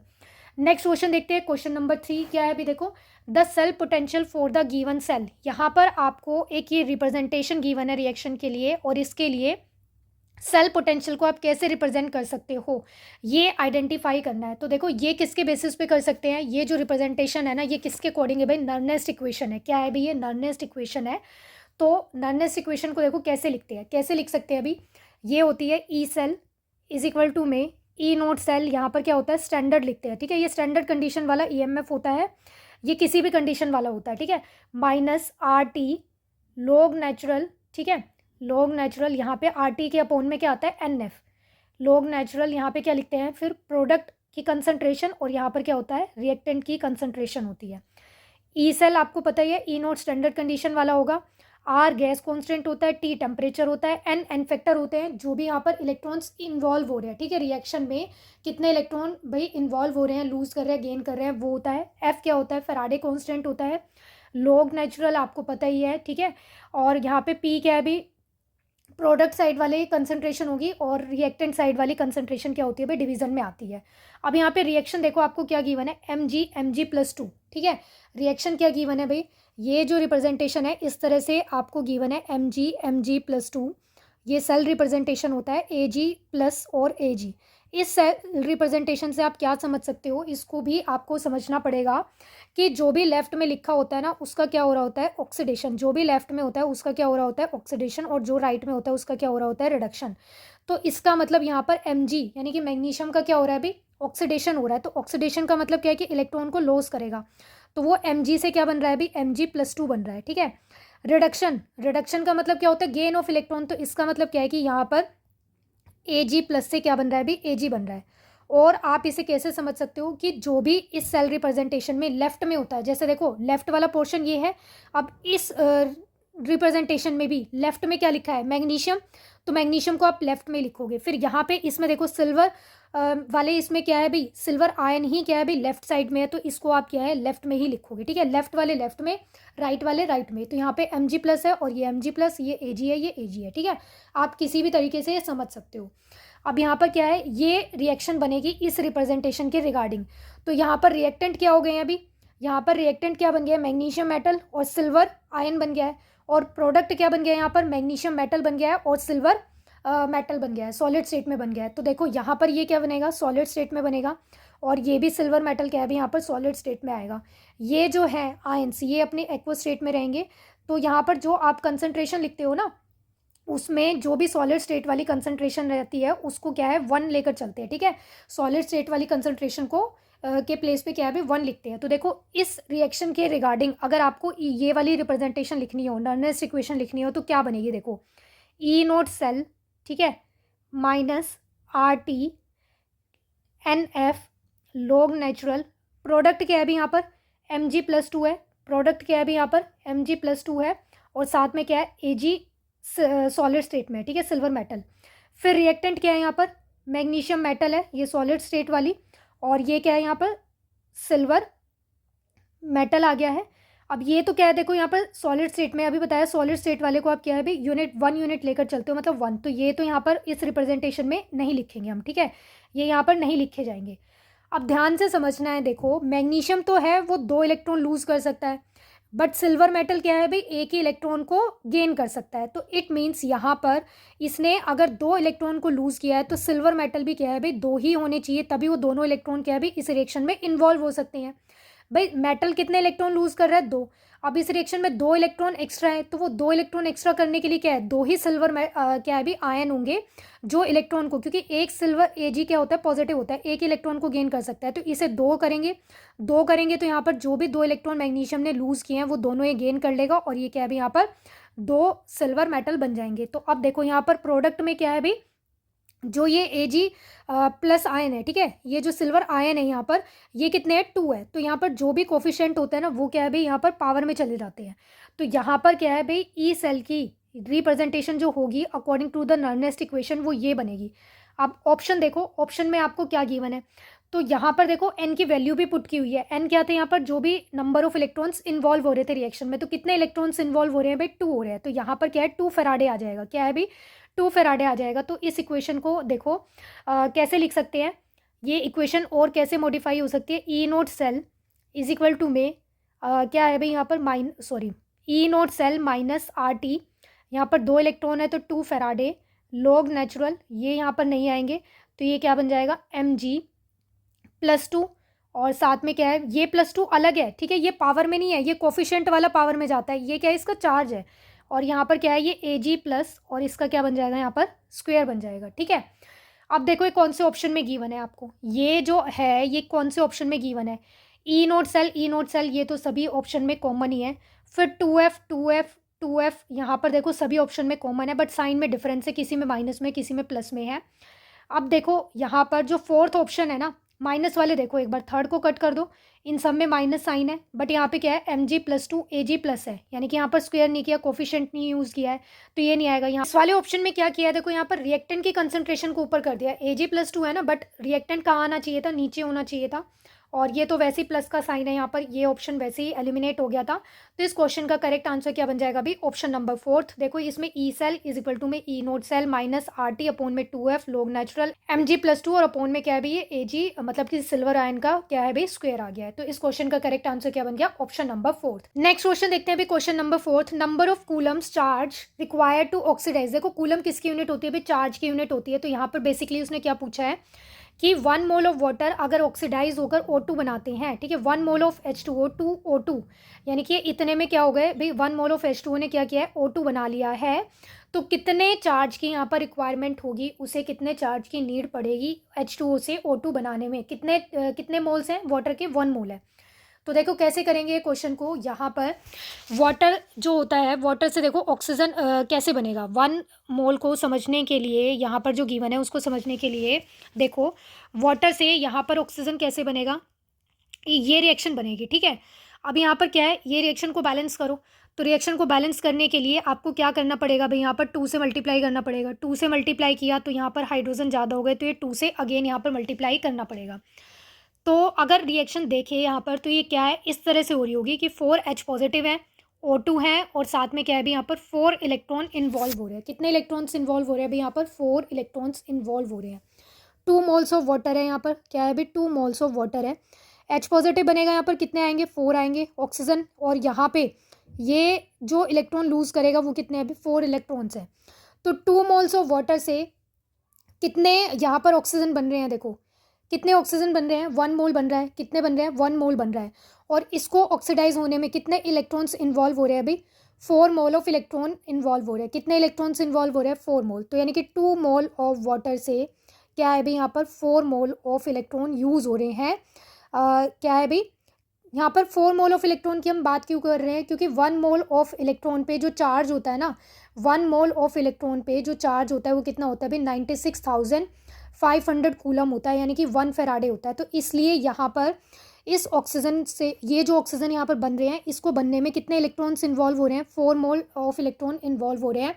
मतलब कि यहाँ पर 1 मोल ऑफ इलेक्ट्रॉन का मतलब कितना होता है, 96,500, और इसका मतलब क्या होता है, 1 फेराडे।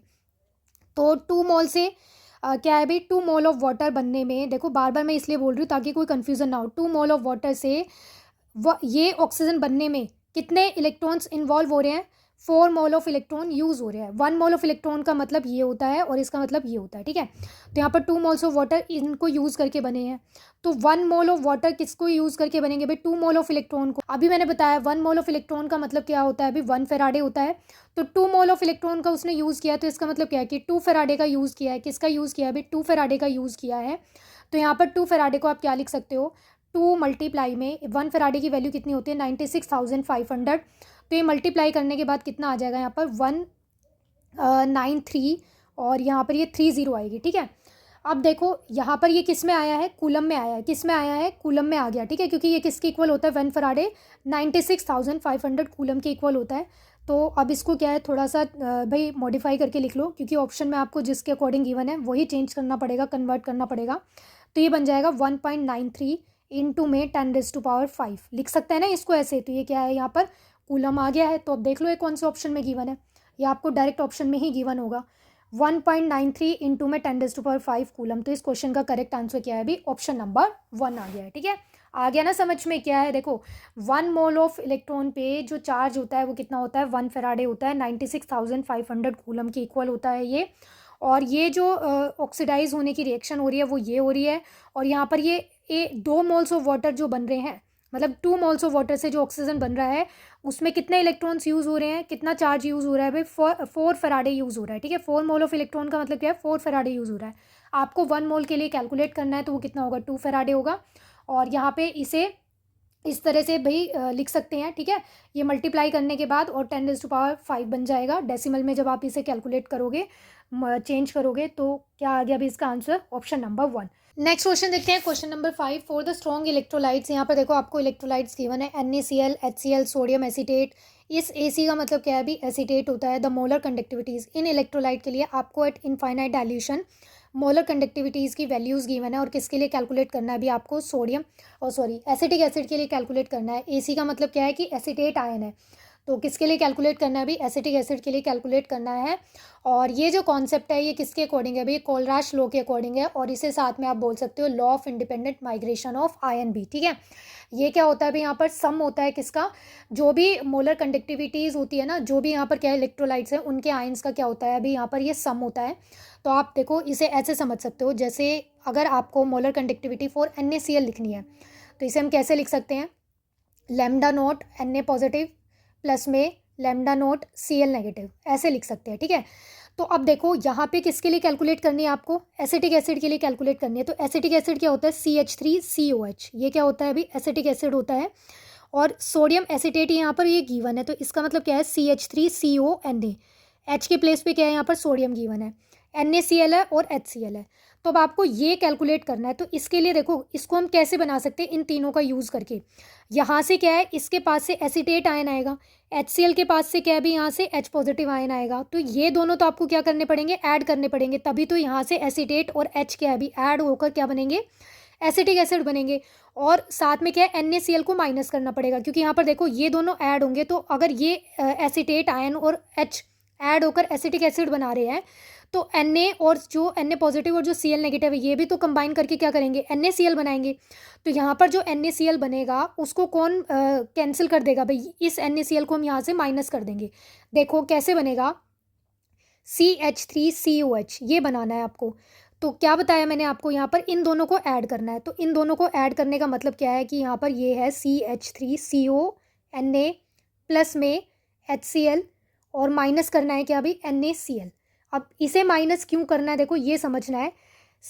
इन दोनों को कंबाइन करने से देखो क्या आयंस प्रोड्यूस होंगे, ऐसे CH3CO नेगेटिव और साथ में क्या बनेगा यहाँ पर Na पॉजिटिव, और यहाँ पे क्या बनेगा H पॉजिटिव प्लस में Cl नेगेटिव, और इसके आयंस क्या बनेंगे भाई यहाँ पर Na पॉजिटिव Cl नेगेटिव, ये आयंस बनेंगे। अब यहाँ से ये एसिटेट आयन और ये दोनों तो कंबाइन होकर क्या है भी एसिटिक एसिड बना लेंगे, ये बन गया। यहाँ पे क्या है, ये दोनों कंबाइन करके क्या है भी NaCl बनाएंगे। तो अब ये जो NaCl बना है, इस NaCl को कौन सा NaCl कैंसिल कर देगा, जिसकी वैल्यू को आप क्या कर रहे हो यहाँ पर सब्ट्रैक्ट कर रहे हो, जिसकी मोलर कंडक्टिविटी को क्या है भी हम यहाँ पर सब्ट्रैक्ट कर रहे हैं। तो ये क्या है यहाँ से कैंसिल हो जाएगी और सिर्फ किसकी मोलर कंडक्टिविटी बचेगी भी आपके पास, एसिटिक एसिड की बनेगी। ठीक है, तो ये तो यहाँ पे मैंने आपको समझाने के लिए बताया, बट इसे क्या है पूरा ना अच्छे से प्रॉपर ऐसे करके लिखते हैं कि यहाँ पर जैसे आपको एसिटिक एसिड के लिए कैलकुलेट करनी है, तो यहाँ पर ऐसे लिखा जाता है ये कि molar conductivity of Na positive plus में molar conductivity of acetate ion, और फिर प्लस में molar conductivity of H positive, और साथ में फिर Cl नेगेटिव, मतलब पूरा इस तरह से ये क्या है भी डिनोट करके लिखते हैं। मेन जो है वो पॉइंट आपको क्या याद रखना है कि किसको ऐड करना है और किसे सब्ट्रैक्ट करना है, तो वो वैल्यूज़ पे हम ध्यान देंगे। ठीक है, तो कौन सी वैल्यूज़ को ऐड करना है, HCl और क्या भी सोडियम एसिटेट को। तो इन दोनों की वैल्यूज़ देख लो। NaCl की वैल्यू कितनी है अभी 126.4 है। HCl के लिए कितनी गिवन है, मोलर कंडक्टिविटी 425.9 है, और सोडियम एसिटेट के लिए वैल्यू जो गिवन है वो है 91। तो किसे ऐड करना है अभी, HCl और सोडियम एसिटेट की, तो इसका मतलब ये दोनों वैल्यूज़ तो यहाँ पर क्या है ऐड होंगी। तो इन्हें ऐड करके देख लो, 425.9 प्लस में 91। ठीक है, ये दोनों ऐड करेंगे और NaCl वाली वैल्यू को माइनस कर देंगे, तो 126.4। तो ये दोनों ऐड करने पर जो वैल्यू आएगी उसमें से इसको सब्ट्रैक्ट कर देना, और सब्ट्रैक्ट करने के बाद जो आपके पास फाइनल वैल्यू आएगी वो कितनी आएगी भी 390.5। तो इस क्वेश्चन का जो करेक्ट आंसर आ गया वो क्या आ गया अभी, ऑप्शन नंबर 3। तो क्या मोलर कंडक्टिविटी आएगी भी एसिटिक एसिड की, वो आएगी 390.5 साइमन सेंटीमीटर स्क्वायर पर मोल। नेक्स्ट क्वेश्चन देखते हैं, क्वेश्चन नंबर 6। यहाँ पर भी आपको क्या करना है, अच्छा ये EMF कैलकुलेट करनी है, फ्री एनर्जी कैलकुलेट करनी है। यहाँ पर the EMF of the cell, यहाँ पर क्या है भी आपको एक ये सेल गिवन है और इसके लिए जो वैल्यू है, ठीक है, EMF की जो वैल्यू है, ई सेल की जो वैल्यू है 0.7 वोल्ट गिवन है एट 25 डिग्री सेल्सियस। क्या कैलकुलेट करना है भाई यहाँ पर, फ्री एनर्जी कैलकुलेट करनी है। तो फ्री एनर्जी और ई सेल के बीच में क्या रिलेशन होता है, देखो ये होता है del G is equal to में, ठीक है, ये क्या होती है भाई, डेल जी क्या रिप्रेजेंट करता है, चेंज इन गिब्स एनर्जी क्या होती है, फ्री एनर्जी होती है, इज इक्वल टू में माइनस NFE सेल। ठीक है, ये रिलेशन होता है। एन आपको पता ही है, इलेक्ट्रॉन्स होंगे, जो भी इलेक्ट्रॉन्स इन्वॉल्व हो रहे हैं यहाँ पर। एफ क्या होता है, फैराडे कांस्टेंट होता है। E0 सेल यहाँ पे कैलकुलेट कर सकते हैं, पीछे अभी हमने कैलकुलेट किया था, कैसे कैलकुलेट करते हैं, कैथोड माइनस एनोड करके। बट यहाँ पर ई सेल की वैल्यू, E0 सेल की वैल्यू आपको डायरेक्ट क्वेश्चन में गिवन ही है, तो हम यहाँ क्या है डायरेक्ट ही वैल्यू को पुट कर लेंगे। मेन जो आपको यहाँ पर ध्यान रखना है ना पॉइंट, वो क्या ध्यान रखना है कि एन की वैल्यू क्या होगी। ठीक है, मेन जो इंपॉर्टेंट है वो यहाँ पर क्या है, एन की वैल्यू है कि नंबर ऑफ इलेक्ट्रॉन्स कितने इन्वॉल्व हो रहे हैं। तो कितने आएंगे भाई यहाँ पर, देखो वही सेम बात है, यहाँ पर जो ये है CdCl2 बन रहा है, तो इसका मतलब क्या है, देखो क्लोराइड के ऊपर कितना चार्ज होता है -1, तो यहाँ पे ये Cd+2 बना रहा होगा। तो इसका मतलब 2 इलेक्ट्रॉन क्या है भी यहाँ पर लूज़ हो रहे हैं, 2 इलेक्ट्रॉन क्या है भी यहाँ पर लूज़ हो रहे हैं। और कौन गेन कर रहा है, सिल्वर। तो सिल्वर तो कैसे होता है, Ag पॉजिटिव होता है। अब यहाँ पे 2 इलेक्ट्रॉन लूज़ कर रहे हैं, तो इसको गेन करने के लिए 2 ही सिल्वर आयन की नीड पड़ेगी। तो यहाँ पर 2 सिल्वर आयन होने को बैलेंस करने के लिए यहाँ पर क्या है भी 2 सिल्वर मेटल होंगे। तो यहाँ पर नंबर ऑफ इलेक्ट्रॉन्स कितने इन्वॉल्व हो रहे हैं भाई रिएक्शन में, 2 इन्वॉल्व हो रहे हैं। तो एन की वैल्यू कितनी हो गई, 2 हो गई। तो पुट कर दो वैल्यूज़ को, -2। एफ क्या है, फैराडे कांस्टेंट है, इसकी वैल्यू कितनी होती है 96,500 मल्टीप्लाई में E0 सेल देखो क्वेश्चन में आपको डायरेक्ट गिवन है 0.7, तो यहाँ पर ये पुट कर दिया। तो ये पूरा सॉल्व करने के बाद मतलब मल्टीप्लाई करने के बाद आपके पास जो वैल्यू आएगी वो आएगी -135,100 जूल। ठीक है, ऑप्शन देखो आपको किस में गिवन है, किलो जूल में गिवन है। किस में गिवन है भाई, किलो जूल में गिवन है। तो यहाँ पर इसको भी क्या है, किलो जूल में कन्वर्ट करने के लिए हम क्या करेंगे भी, 1000 से डिवाइड कर देंगे। क्या करेंगे, 1000 से डिवाइड कर देंगे। तो डिवाइड करने पर ये 2 0 से 2 0 कैंसिल और ये आ जाएगा -135.1 किलो जूल। अब देख लो ये कौन से ऑप्शन में गिवन है, एक तो वैल्यू नेगेटिव होनी चाहिए, किलो जूल में होनी चाहिए। तो इस क्वेश्चन का करेक्ट आंसर क्या आ गया, ऑप्शन नंबर 2। नेक्स्ट क्वेश्चन देखते हैं, क्वेश्चन नंबर 7 क्या है भाई, what will be the E naught cell for the following half cell reaction. यहाँ पर आपको ये 2 हाफ सेल रिएक्शन गिवन है, इसको यूज करके क्या करना है अभी, ई नोट सेल की वैल्यू फाइंड आउट करनी है।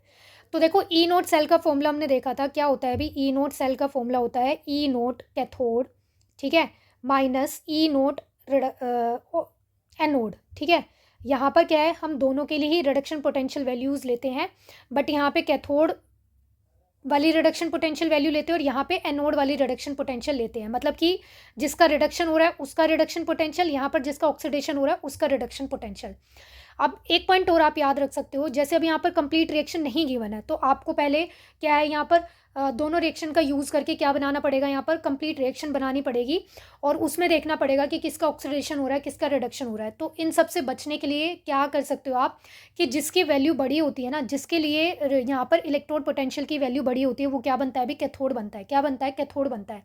मतलब कि उसका क्या है, यहाँ पर रिडक्शन हो रहा होता है और दूसरी इलेक्ट्रोड, दूसरे मेटल का, दूसरे एलिमेंट का क्या हो रहा होगा भाई, यहाँ पर ऑक्सीडेशन हो रहा होगा, यानी कि वो एनोड पे जाएगा। तो इन दोनों में से बड़ी वैल्यू देखो किसकी है, इसके लिए आई हुई है Fe+3 आयन के लिए। तो इसका मतलब क्या है कि ये कैथोड का रिडक्शन पोटेंशियल है।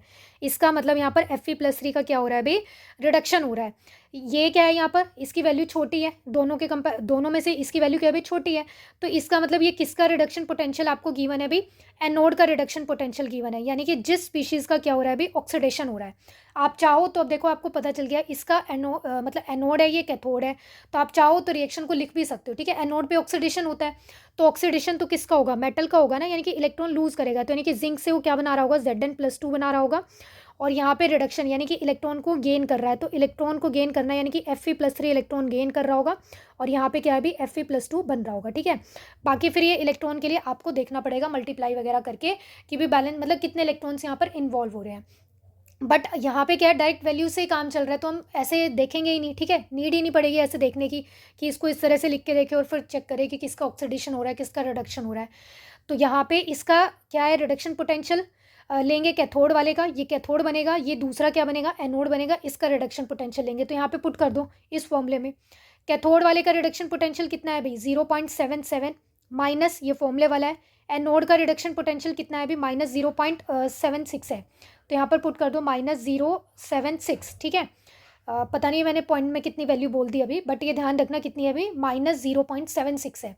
अब माइनस माइनस क्या है अभी, यहाँ पर ऐड हो जाएंगे, प्लस हो जाएगा, तो ये 0.77 और प्लस में 0.76 दोनों ऐड करने पर ही कितनी आ जाएगी, 1.53 वोल्ट। तो ये देख लो कौन से ऑप्शन में भाई, ये गिवन है आपको ऑप्शन नंबर 2 में। तो ये क्या बन गया, इसका करेक्ट आंसर बन गया। देखो इन ईएमएफ कैलकुलेट करने वाली क्वेश्चन में ना, ई सेल कैलकुलेट करने वाले में आपको ना नेगेटिव और पॉजिटिव दोनों आंसर देंगे। तो आपको ने प्लस माइनस साइन वाला कॉन्सेप्ट भी बहुत अच्छे से याद रखना है। देखो अब आंसर तो आ गया 1.35, बट ये नेगेटिव वाला अगर आपने चूज़ कर लिया तो भी तो क्वेश्चन गलत ही हो जाएगा ना। तो इसलिए कॉन्सेप्ट बहुत याद रख, मतलब अच्छे से समझना है, माइंड में बैठा के रखना है कि साइन का कॉन्सेप्ट क्या है, कब नेगेटिव होगा कब पॉजिटिव होगा। नेक्स्ट क्वेश्चन देखते हैं, क्वेश्चन नंबर 8। ये क्वेश्चन भी देखो again limiting molar conductivity calculate करने वाला ही आ गया है, बट यहाँ पर जो इलेक्ट्रोलाइट है वो डिफरेंट गिवन है। अब यहाँ पर कौन कौन से इलेक्ट्रोलाइट गिवन है, NaOH है, NaCl है, BaCl2 है। ठीक है, बेरियम क्लोराइड, सोडियम हाइड्रोक्साइड, और किसके लिए आपको कैलकुलेट करना है, बेरियम हाइड्रोक्साइड के लिए कैलकुलेट करना है। तो अब बस पूरा लिखने की बजाय हम ये समझ लेते हैं कि किसको ऐड करना पड़ेगा और किसको सब्ट्रैक्ट करना पड़ेगा। ठीक है, तो अब देखो किसको यहाँ पे बनाना क्या है, आपको बेरियम हाइड्रोक्साइड बनाना है। क्या बनाना है, बेरियम हाइड्रोक्साइड बनाना है, BaOH का ट्वाइस। अब बेरियम कहाँ से आएगा, इन तीनों में से बेरियम आएगा बेरियम क्लोराइड से, हाइड्रोक्साइड किसके पास है, NaOH के पास है। तो ये पॉइंट तो क्लियर हो गया कि इन दोनों को क्या करना पड़ेगा, ऐड। इन दोनों को ऐड करना है तो मतलब सोडियम क्लोराइड को क्या करना पड़ेगा भाई, यहाँ पर सब्ट्रैक्ट करना पड़ेगा, ठीक है। बट यहाँ पे ना आपको एक चीज़ और याद रखनी है कि देखो यहाँ पर कौन सा आयन बनेगा, Ba+2 आयन बनेगा। क्या बनेगा, Ba+2 आयन बनेगा, 2 क्लोराइड आयन बनेगी। इस केस में क्या होगा, यहाँ पर एक ही सोडियम आयन बनेगा और एक हाइड्रोक्साइड आयन बनेगा। बनाना क्या है आपको, BaOH का ट्वाइस। इस NaOH के पास से तो क्या है भाई, एक ही OH आएगा। यहाँ पर कितने OH चाहिए आपको, बेरियम हाइड्रोक्साइड बनाने के लिए 2 हाइड्रोक्साइड आयन चाहिए, 2 हाइड्रोक्सिल आयन चाहिए। तो इसलिए यहाँ पर क्या है, इसका ट्वाइस आपको लेना पड़ेगा, ठीक है। ये पॉइंट हो गया ना क्लियर कि क्यों आपको ये ट्वाइस लेना पड़ेगा। अब यहाँ पर ट्वाइस लेने पर ये हाइड्रोक्सिल आयन तो 2 हो गए हैं, अब साथ में सोडियम आयन भी तो 2 हो गए हैं। तो इसलिए यहाँ पे हम क्या करेंगे, इस NaCl का भी क्या है भाई, ट्वाइस करेंगे, क्योंकि सोडियम भी तो यहाँ पर 2 हो गए ना। तो और यहाँ से BaCl2 से तो ऑलरेडी 2 ही क्लोरीन थे, तो ये क्या है, माइनस हो जाएंगे। तो आपको याद रखना है NaOH की वैल्यू जो भी होगी उसका ट्वाइस लेना पड़ेगा, सोडियम क्लोराइड की जो वैल्यू है उसका भी ट्वाइस लेना पड़ेगा, ताकि आपके पास क्या है भी आराम से BaOH का ट्वाइस यानी कि बेरियम हाइड्रोक्साइड बन सके। तो क्या है, इन दोनों वैल्यूज़ को ऐड कर दो। इन दोनों वैल्यूज़ को क्या है, ऐड करना है, पहले 2 से मल्टीप्लाई भी करना है। तो देखो NaOH के लिए वैल्यू कितनी है, NaOH के लिए सोडियम हाइड्रोक्साइड के लिए 2 लेने पड़ेंगे ना। इसके लिए जो मोलर कंडक्टिविटी की वैल्यू गिवन है वो है 248.1 मल्टीप्लाई में 10⁻⁻⁴। इसे मल्टीप्लाई कर लेंगे, ठीक है। NaCl के लिए भी आपको 2 ही मोल लेने पड़ेंगे, तो 2NaCl, इसके लिए जो मोलर कंडक्टिविटी गिवन है वो कितनी है अभी, 126.2 मल्टीप्लाई में 126.5 इंटू में 10⁻⁻⁴। यहाँ पर ये आ जाएगी।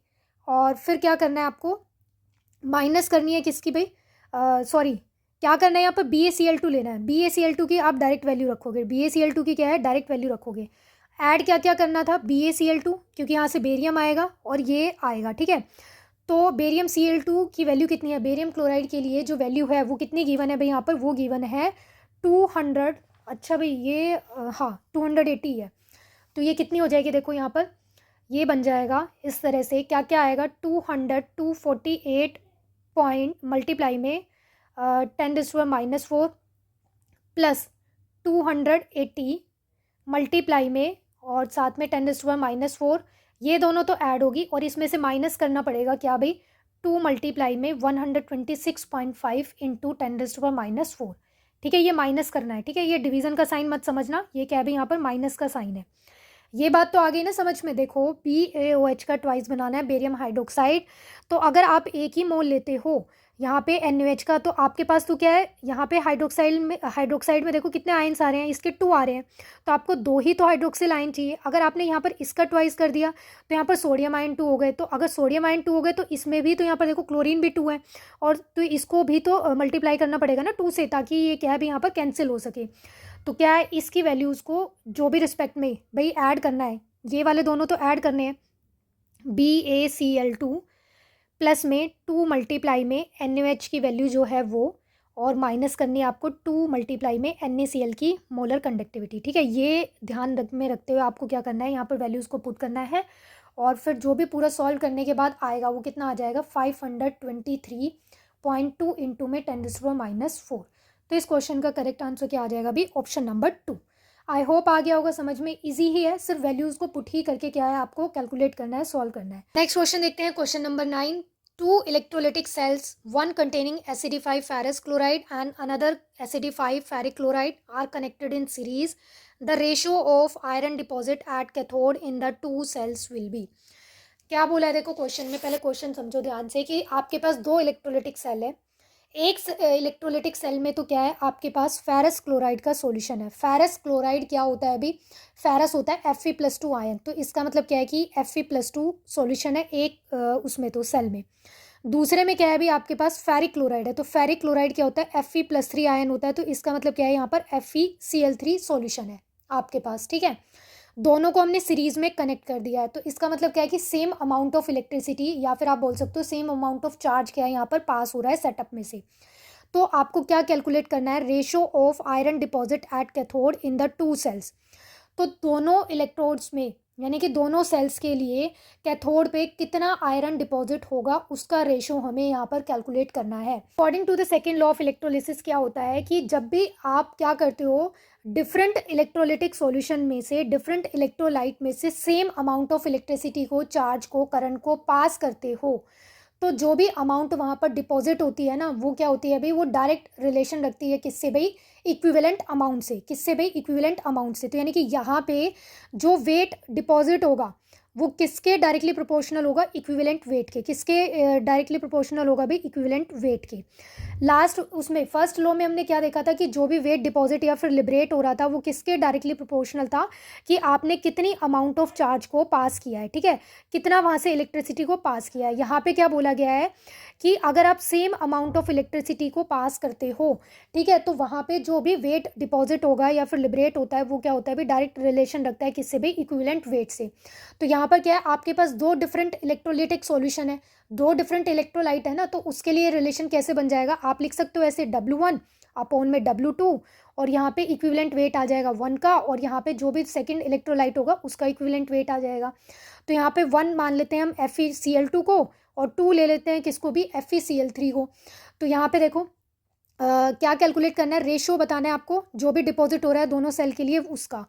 तो इक्विवेलेंट वेट देखो यहाँ पर, इक्विवेलेंट वेट तो क्या है, Fe के लिए ही कैलकुलेट करना पड़ेगा। क्या डिपॉजिट हो रहा है भाई यहाँ पर, यही तो डिपॉजिट होगा ना Fe। यहाँ पे क्या बनेगा, Fe+2 आयन बनेगा, यहाँ पे क्या भी Fe+2 आयन बनेगा, और यहाँ पे क्या है Fe+3 आयन बनेगा। फेरिक में +3 बनेगा, फेरस में +2 बनेगा। यहाँ पे क्या है अभी इसके लिए, अब यहाँ पर ये तो आपको कैलकुलेट करना है जो भी डिपॉजिट हो रहा है। तो इक्विवेलेंट वेट का रेशियो देखो यहाँ पर क्या आएगा, इक्विवेलेंट वेट फॉर 1 हमने क्या कंसीडर किया है, FeCl2 को, फेरस क्लोराइड को। तो इसके में मास को इक्विवेलेंट वेट देखो कैसे कैलकुलेट करते हैं, ये भी हमने पीछे डिस्कस किया था। इक्विवेलेंट वेट क्या होता है, मोलर मास अपोन में n factor, molar mass upon में एन फैक्टर। अब देखो चाहे Fe+2 हो चाहे Fe+3 आयन हो, अब इन दोनों में एन फैक्टर तो डिफरेंट हो सकता है, क्योंकि यहाँ पे कितने इलेक्ट्रॉन है 2, यहाँ पे कितने इलेक्ट्रॉन है 3, बट आयरन का, Fe मेटल का जो यहाँ पर मोलर मास बनेगा वो तो फिक्स ही है ना, वो तो सेम ही रहेगा। ऐसा तो नहीं है +2 में अलग हो जाएगा और +3 में अलग हो जाएगा। जो इसका Fe एटम का, Fe एलिमेंट का, आयरन मेटल का जो मास बनेगा, मोलर मास होगा, वो तो सेम ही होगा ना। तो यहाँ पे इसको हम कंसीडर कर लेते हैं, इसके मास को A मान लेते हैं, ठीक है, क्योंकि आपको रेशियो कैलकुलेट करना है तो वैल्यू पुट करने का कोई वो नहीं है, ठीक है। तो यहाँ पे इसको हमने क्या कंसीडर कर लिया, A कंसीडर कर लिया। तो ये देखो क्या बन जाएगा, E1 क्या आ जाएगा आपके पास, equivalent weight for FeCl2 ferrous chloride के लिए यहाँ पर ये बनेगा A अपोन में, A कंसीडर किया है ना मोलर मास, यहाँ पे एन फैक्टर कितना है Fe+2 के केस में 2, फिर अपोन में क्या लिखना है आपको, इक्विवेलेंट वेट लिखना है फेरिक क्लोराइड के लिए। तो फेरिक क्लोराइड में क्या है, Fe+3 आयन है। तो यहाँ पे भी जो मास है, अभी बताया मैंने आपको, मोलर मास तो सेम ही रहेगा, वो तो A ही रहेगा। और साथ में क्या है अभी यहाँ पर एन फैक्टर जो आएगा वो कितना आएगा, 3 आएगा। एन फैक्टर कितना बनेगा भाई, 3 बनेगा। तो यहाँ पे ये 3 पुट कर दिया हमने, क्योंकि यहाँ पे क्या है Fe+3 आयन बनता है in case of ferric chloride. तो अब क्या है, इसे सिंप्लीफाई कर लो बस। तो ये क्या बन जाएगा देखो, A/2, और ये क्या है यहाँ पर, ये बन जाएगा 3/A बनेगा। ये यहाँ पे डिवीजन में है ना इस तरह से, तो ये ऊपर जाएगा 3/A, तो ये A से A कैंसिल, तो यहाँ पे कितना आ जाएगा 3/2, यानी कि 3:2। तो अब देख लो कौन सा ऑप्शन में गिवन है, ऑप्शन नंबर 4 में। तो ये क्या हो गया, इसका करेक्ट आंसर हो गया। यहाँ पे अगर आप इसकी मोलर मास की वैल्यू भी पुट करते आयरन मेटल के लिए, तो वो क्या है भाई, यहाँ पर कैंसिल ही तो हो जाती ना, क्योंकि दोनों सेम ही आएगी। तो यहाँ पर रेशियो क्या आ गया अभी, 3:2। तो कौन सा ऑप्शन है, 4th ऑप्शन। आई होप आपको दोनों लॉज समझ में आ गए होंगे। नेक्स्ट क्वेश्चन देखते हैं, क्वेश्चन नंबर 10 क्या है अभी, EMF of the cell calculate करना है। ये हमने पीछे डिस्कस किया था, सेम ही क्वेश्चन है। तो इसका आंसर कितना आएगा अभी, ऑप्शन नंबर 2 -135.1 किलो जूल आएगा, ठीक है। क्वेश्चन नंबर 11 जिंक, और प्लस में देखो यहाँ पर क्या है, H पॉजिटिव आयन, यहाँ पे क्या है अभी इक्विलिब्रियम में ये रिएक्शन है, और ये क्या कर रहा है, Zn+2 और H2 गैस बना रहा है। Addition of H2SO4 to the cathode compartment will, यहाँ पर क्या पूछा गया है कि ये एक रिएक्शन है जो कि इक्विलिब्रियम में हो रही है, और यहाँ पे आपने क्या किया है, कैथोड कंपार्टमेंट में H2SO4 को ऐड कर दिया है। तो इस रिएक्शन में क्या होगा, यहाँ पे इसके रिगार्डिंग क्या है, ई सेल पे क्या इफेक्ट पड़ेगा, और इक्विलिब्रियम कहाँ पे शिफ्ट होगा, इसके रिगार्डिंग यहाँ पर कुछ स्टेटमेंट्स गिवन है, आपको करेक्ट वाली स्टेटमेंट को आइडेंटिफाई करना है। तो देखो कैथोड और एनोड क्या बनेगा अकॉर्डिंग टू दिस रिएक्शन, देखो यहाँ पर Zn से क्या बन रहा है, Zn+2, यानी कि ऑक्सीडेशन हो रहा है। ऑक्सीडेशन कहाँ पर होता है, एनोड पे होता है। H पॉजिटिव से क्या है, हाइड्रोजन गैस बन रही है, मतलब कि H2SO4 जो है वो यहाँ पे ही ऐड हो रहा है। अब देखो अगर आप रिएक्टेंट में क्या है, किसी की कंसंट्रेशन को इंक्रीज करते हो तो ज़्यादा से ज़्यादा क्या होता है, प्रोडक्ट बनता है। यानी ज़्यादा से ज़्यादा क्या होता है भाई, प्रोडक्ट बनता है, यानी कि रिएक्शन कौन सी डायरेक्शन में शिफ्ट होगी भाई, फिर फॉरवर्ड डायरेक्शन में जाएगी। फॉरवर्ड डायरेक्शन का मतलब क्या है कि राइट डायरेक्शन में शिफ्ट होगी। और अगर यहाँ पे इसकी कंसंट्रेशन को आप इंक्रीज़ करते हो और ये फॉरवर्ड डायरेक्शन में शिफ्ट होता है, ठीक है, इक्विलिब्रियम राइट डायरेक्शन में जाता है, तो जो ई सेल होता है ना वो भी क्या होगा, भी इंक्रीज़ होगा। तो इस क्वेश्चन का करेक्ट आंसर क्या आ जाएगा, ऑप्शन नंबर 1।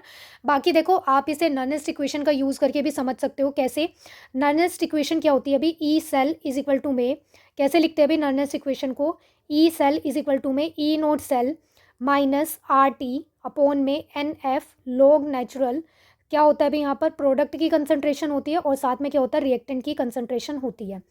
तो देखो यहाँ पे रिएक्टेंट क्या है अभी, रिएक्टेंट साइड ही तो आप क्या कर रहे हो, H2SO4 को ऐड कर रहे हो, मतलब कि H पॉजिटिव आयन की कंसंट्रेशन को इंक्रीज कर रहे हो। तो बाकी उसको छोड़ो, आप यहाँ पे ये समझो कि यहाँ पर जो रिएक्टेंट साइड में है वो क्या है भी, H पॉजिटिव आयन की कंसंट्रेशन है, क्या है भी, H पॉजिटिव आयन की कंसंट्रेशन है। अगर यहाँ पे आप H पॉजिटिव आयन की कंसंट्रेशन को इंक्रीज कर रहे हो, क्योंकि यहीं पे तो ऐड कर रहे हैं ना हम H2SO4, कैथोड वाला कंपार्टमेंट क्या बनेगा, यही तो बनेगा। तो अगर H पॉजिटिव आयन की कंसंट्रेशन यानी कि एसिड की कंसंट्रेशन इंक्रीज हो रही है अकॉर्डिंग टू दिस, यानी कि जो आपको क्वेश्चन में गिवन है, तो ये इंक्रीज होने की वजह से ये पूरी वैल्यू, क्योंकि ये क्या भी देखो यहाँ पर डिवीजन में है, तो ये पूरी वैल्यू क्या है उतनी ही स्मॉल आएगी। अगर आप यहाँ पे कंसंट्रेशन H पॉजिटिव आयन की इंक्रीज करोगे तो ये पूरी की पूरी वैल्यू जो है ना, पूरी सॉल्व करने पर आर टी अपॉन में N F log natural product और रिएक्टेंट का रेशो कंसंट्रेशन का, ये पूरी वैल्यू क्या बनेगी, स्मॉल होती जाएगी। जितना ज़्यादा यहाँ पे ये इंक्रीज होगी उतनी स्मॉल ये वैल्यू आती जाएगी। अब जितनी छोटी ये वैल्यू होगी, ठीक है, वो आप क्या है ई नोट सेल में से माइनस करोगे। अब जितनी छोटी ये वैल्यू होगी तो उसका मतलब क्या है कि जो फाइनल रिजल्ट आएगा ई सेल वो क्या है उतना ही बड़ा आएगा। आगे ना बात समझ में, भाई देखो जितनी स्मॉलर वैल्यू को आप यहाँ से माइनस करोगे तो यहाँ पे ये क्या है ई नोट सेल में से माइनस होगा, जो भी पूरी स्मॉल वैल्यू आएगी। अब फाइनल जो आउटकम आएगा वो इसको माइनस करने से आएगा। अगर ये वैल्यू स्मॉल है तो यहाँ पे जो फाइनल आउटपुट आएगा इसको इसमें से माइनस करने पर जो ई सेल बनेगा वो भी क्या आएगा भी, वो ज़्यादा ही होगा। फाइनल आउटपुट होगा ई सेल वो उतना ही बड़ा आएगा। तो ई सेल क्या होगा भी, इंक्रीज होगा। तो इसलिए इस क्वेश्चन का राइट आंसर क्या आ गया, ऑप्शन नंबर 1।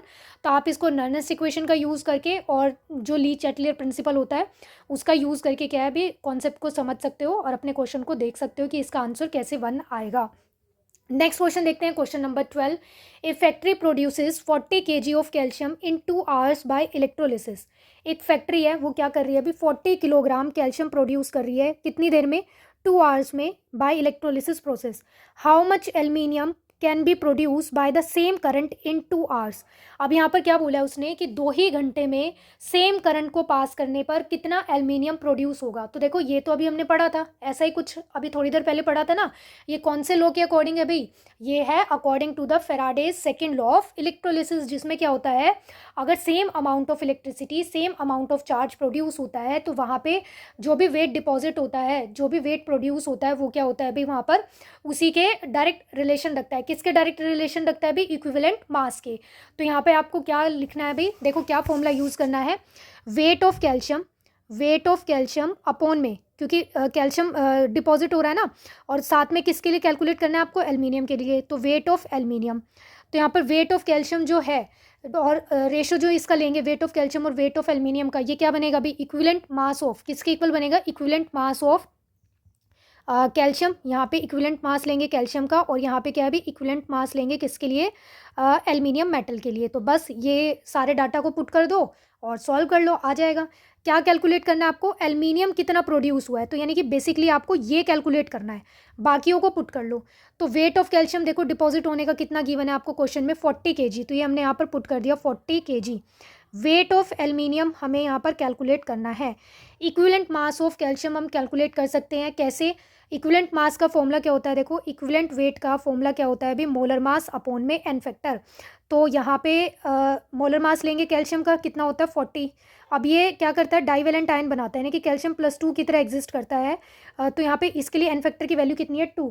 तो यहाँ पर कैल्शियम का इक्विवेलेंट वेट कितना आ गया अभी, 20, कितना आ गया 20। तो यहाँ पर पुट कर दिया हमने, अपॉन में इक्विवेलेंट मास लेंगे एल्यूमिनियम का। तो एल्यूमिनियम का मोलर मास कितना होता है 27, और एल्यूमिनियम कैसे एग्जिस्ट करता है अभी, +3, इसके लिए एन फैक्टर की वैल्यू कितनी है 3। तो यहाँ पर कितना आ जाएगा इसका equivalent mass, equivalent weight of aluminium कितना आ जाएगा भाई, ये आ जाएगा 9। तो यहाँ पे पुट कर दिया।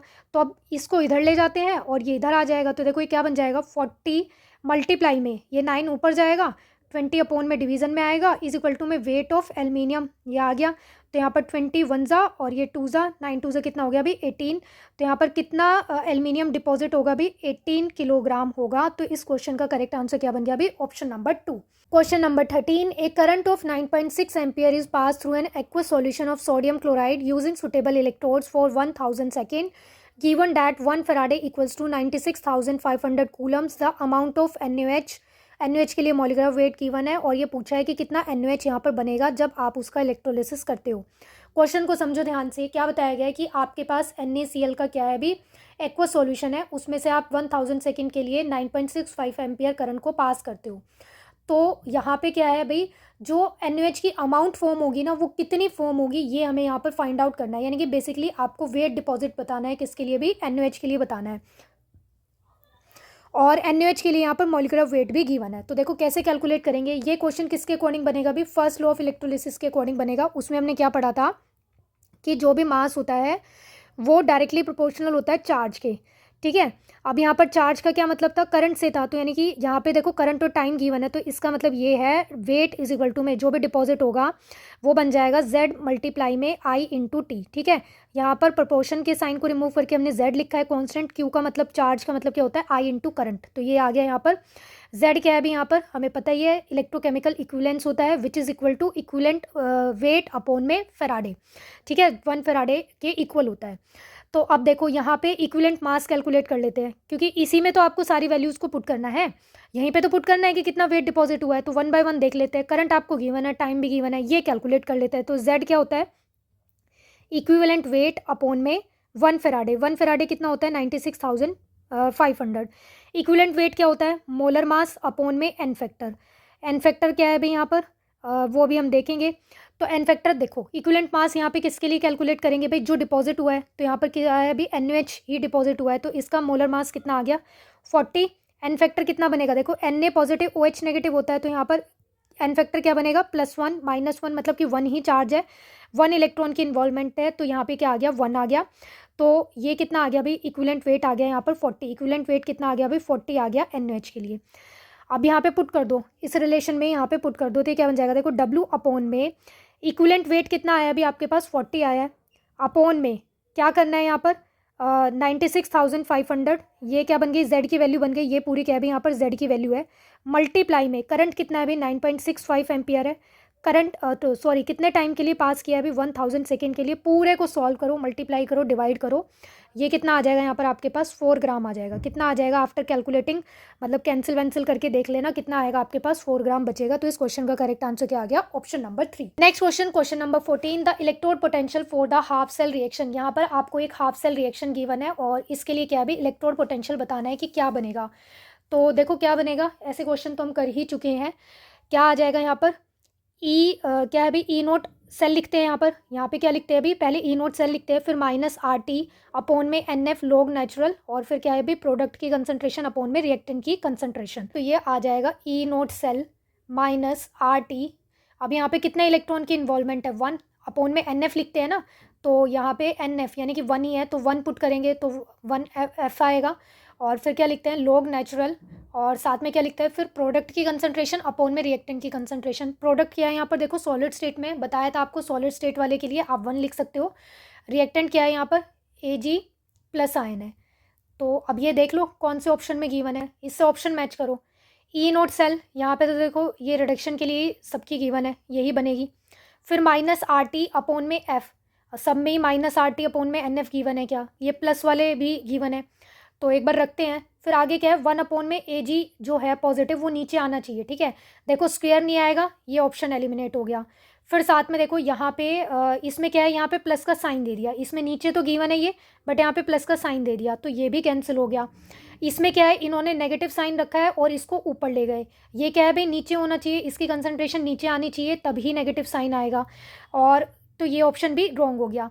अब क्या है, देखो यहाँ पे अगर आप इस कंसंट्रेशन को ऊपर ले जाते हो तो यहाँ पे साइन क्या बन जाएगा, फिर इसका पॉजिटिव बन जाएगा ना, अपोजिट कर दिया हमने। इस क्वेश्चन का करेक्ट आंसर क्या बन जाएगा, ऑप्शन नंबर 2। आई होप आ गया होगा समझ में। कुछ नहीं करना, सबसे पहले इस इक्वेशन के लिए नॉर्मल जो नर्नेस्ट इक्वेशन होती है उसको लिखना है बस। फिर क्या किया है यहाँ पे, ये जो एजी पॉजिटिव नीचे है ना, इसको ऊपर ले गया, तो ऊपर ले जाने की वजह से यहाँ पे नेगेटिव की बजाय क्या है, प्लस का साइन हो जाएगा। तो इसलिए इस क्वेश्चन का करेक्ट आंसर क्या है भाई, ऑप्शन नंबर 2 आया। नेक्स्ट क्वेश्चन देखते हैं, क्वेश्चन नंबर 15। यहाँ पे भी आपको क्या करना है, ई नोट सेल कैलकुलेट करना है, ई सेल कैलकुलेट करना है। ये रिएक्शन गिवन है, रिडक्शन पोटेंशियल की वैल्यूज गिवन है। देखो यहाँ पे भी ये रिडक्शन पोटेंशियल है, ये भी रिडक्शन पोटेंशियल है, बस इजी है क्वेश्चन करना। क्या होता है, देखो कैसे कैलकुलेट करते हैं, ये हम कैलकुलेट करते हैं reduction potential at cathode. Cathode का रिडक्शन पोटेंशियल, उसमें से माइनस कर देते हैं रिडक्शन पोटेंशियल ऑफ एनोड। तो कैथोड देख लो यहाँ पर क्या बनेगा, कैथोड क्या बनेगा, देखो जो लेफ्ट में लिखा होता है वो क्या होता है, ऑक्सीडेशन कर रहा होता है।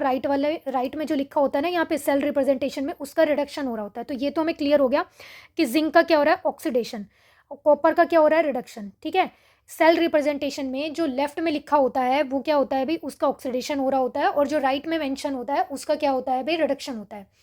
अब ऑक्सीडेशन कहाँ पर होता है, एनोड पे। ऑक्सीडेशन कहाँ पर होता है, एनोड पे।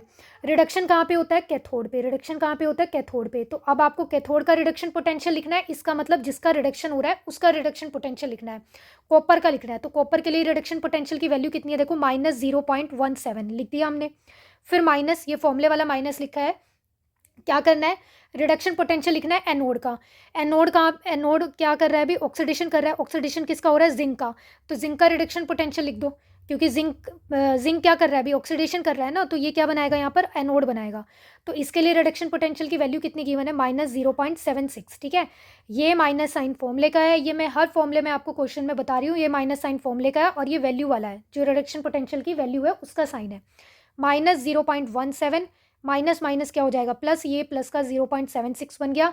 माइनस करेंगे तो माइनस करने के बाद ये जो वैल्यू आएगी ये आएगी 0.59 आएगी, और प्लस की वैल्यू बड़ी है तो प्लस का ही आंसर आ जाएगा -0.59। कौन से ऑप्शन में गिवन है, ऑप्शन नंबर 4 में, ये हो गया इसका करेक्ट आंसर। नेक्स्ट क्वेश्चन देखते हैं, क्वेश्चन नंबर 16 क्या है अभी, फॉर द स्ट्रॉन्ग इलेक्ट्रोलाइट। यहाँ पर स्ट्रॉन्ग इलेक्ट्रोलाइट के लिए आपको मोलर कंडक्टिविटीज़ की वैल्यू गिवन है एट इनफाइनाइट डाइल्यूशन।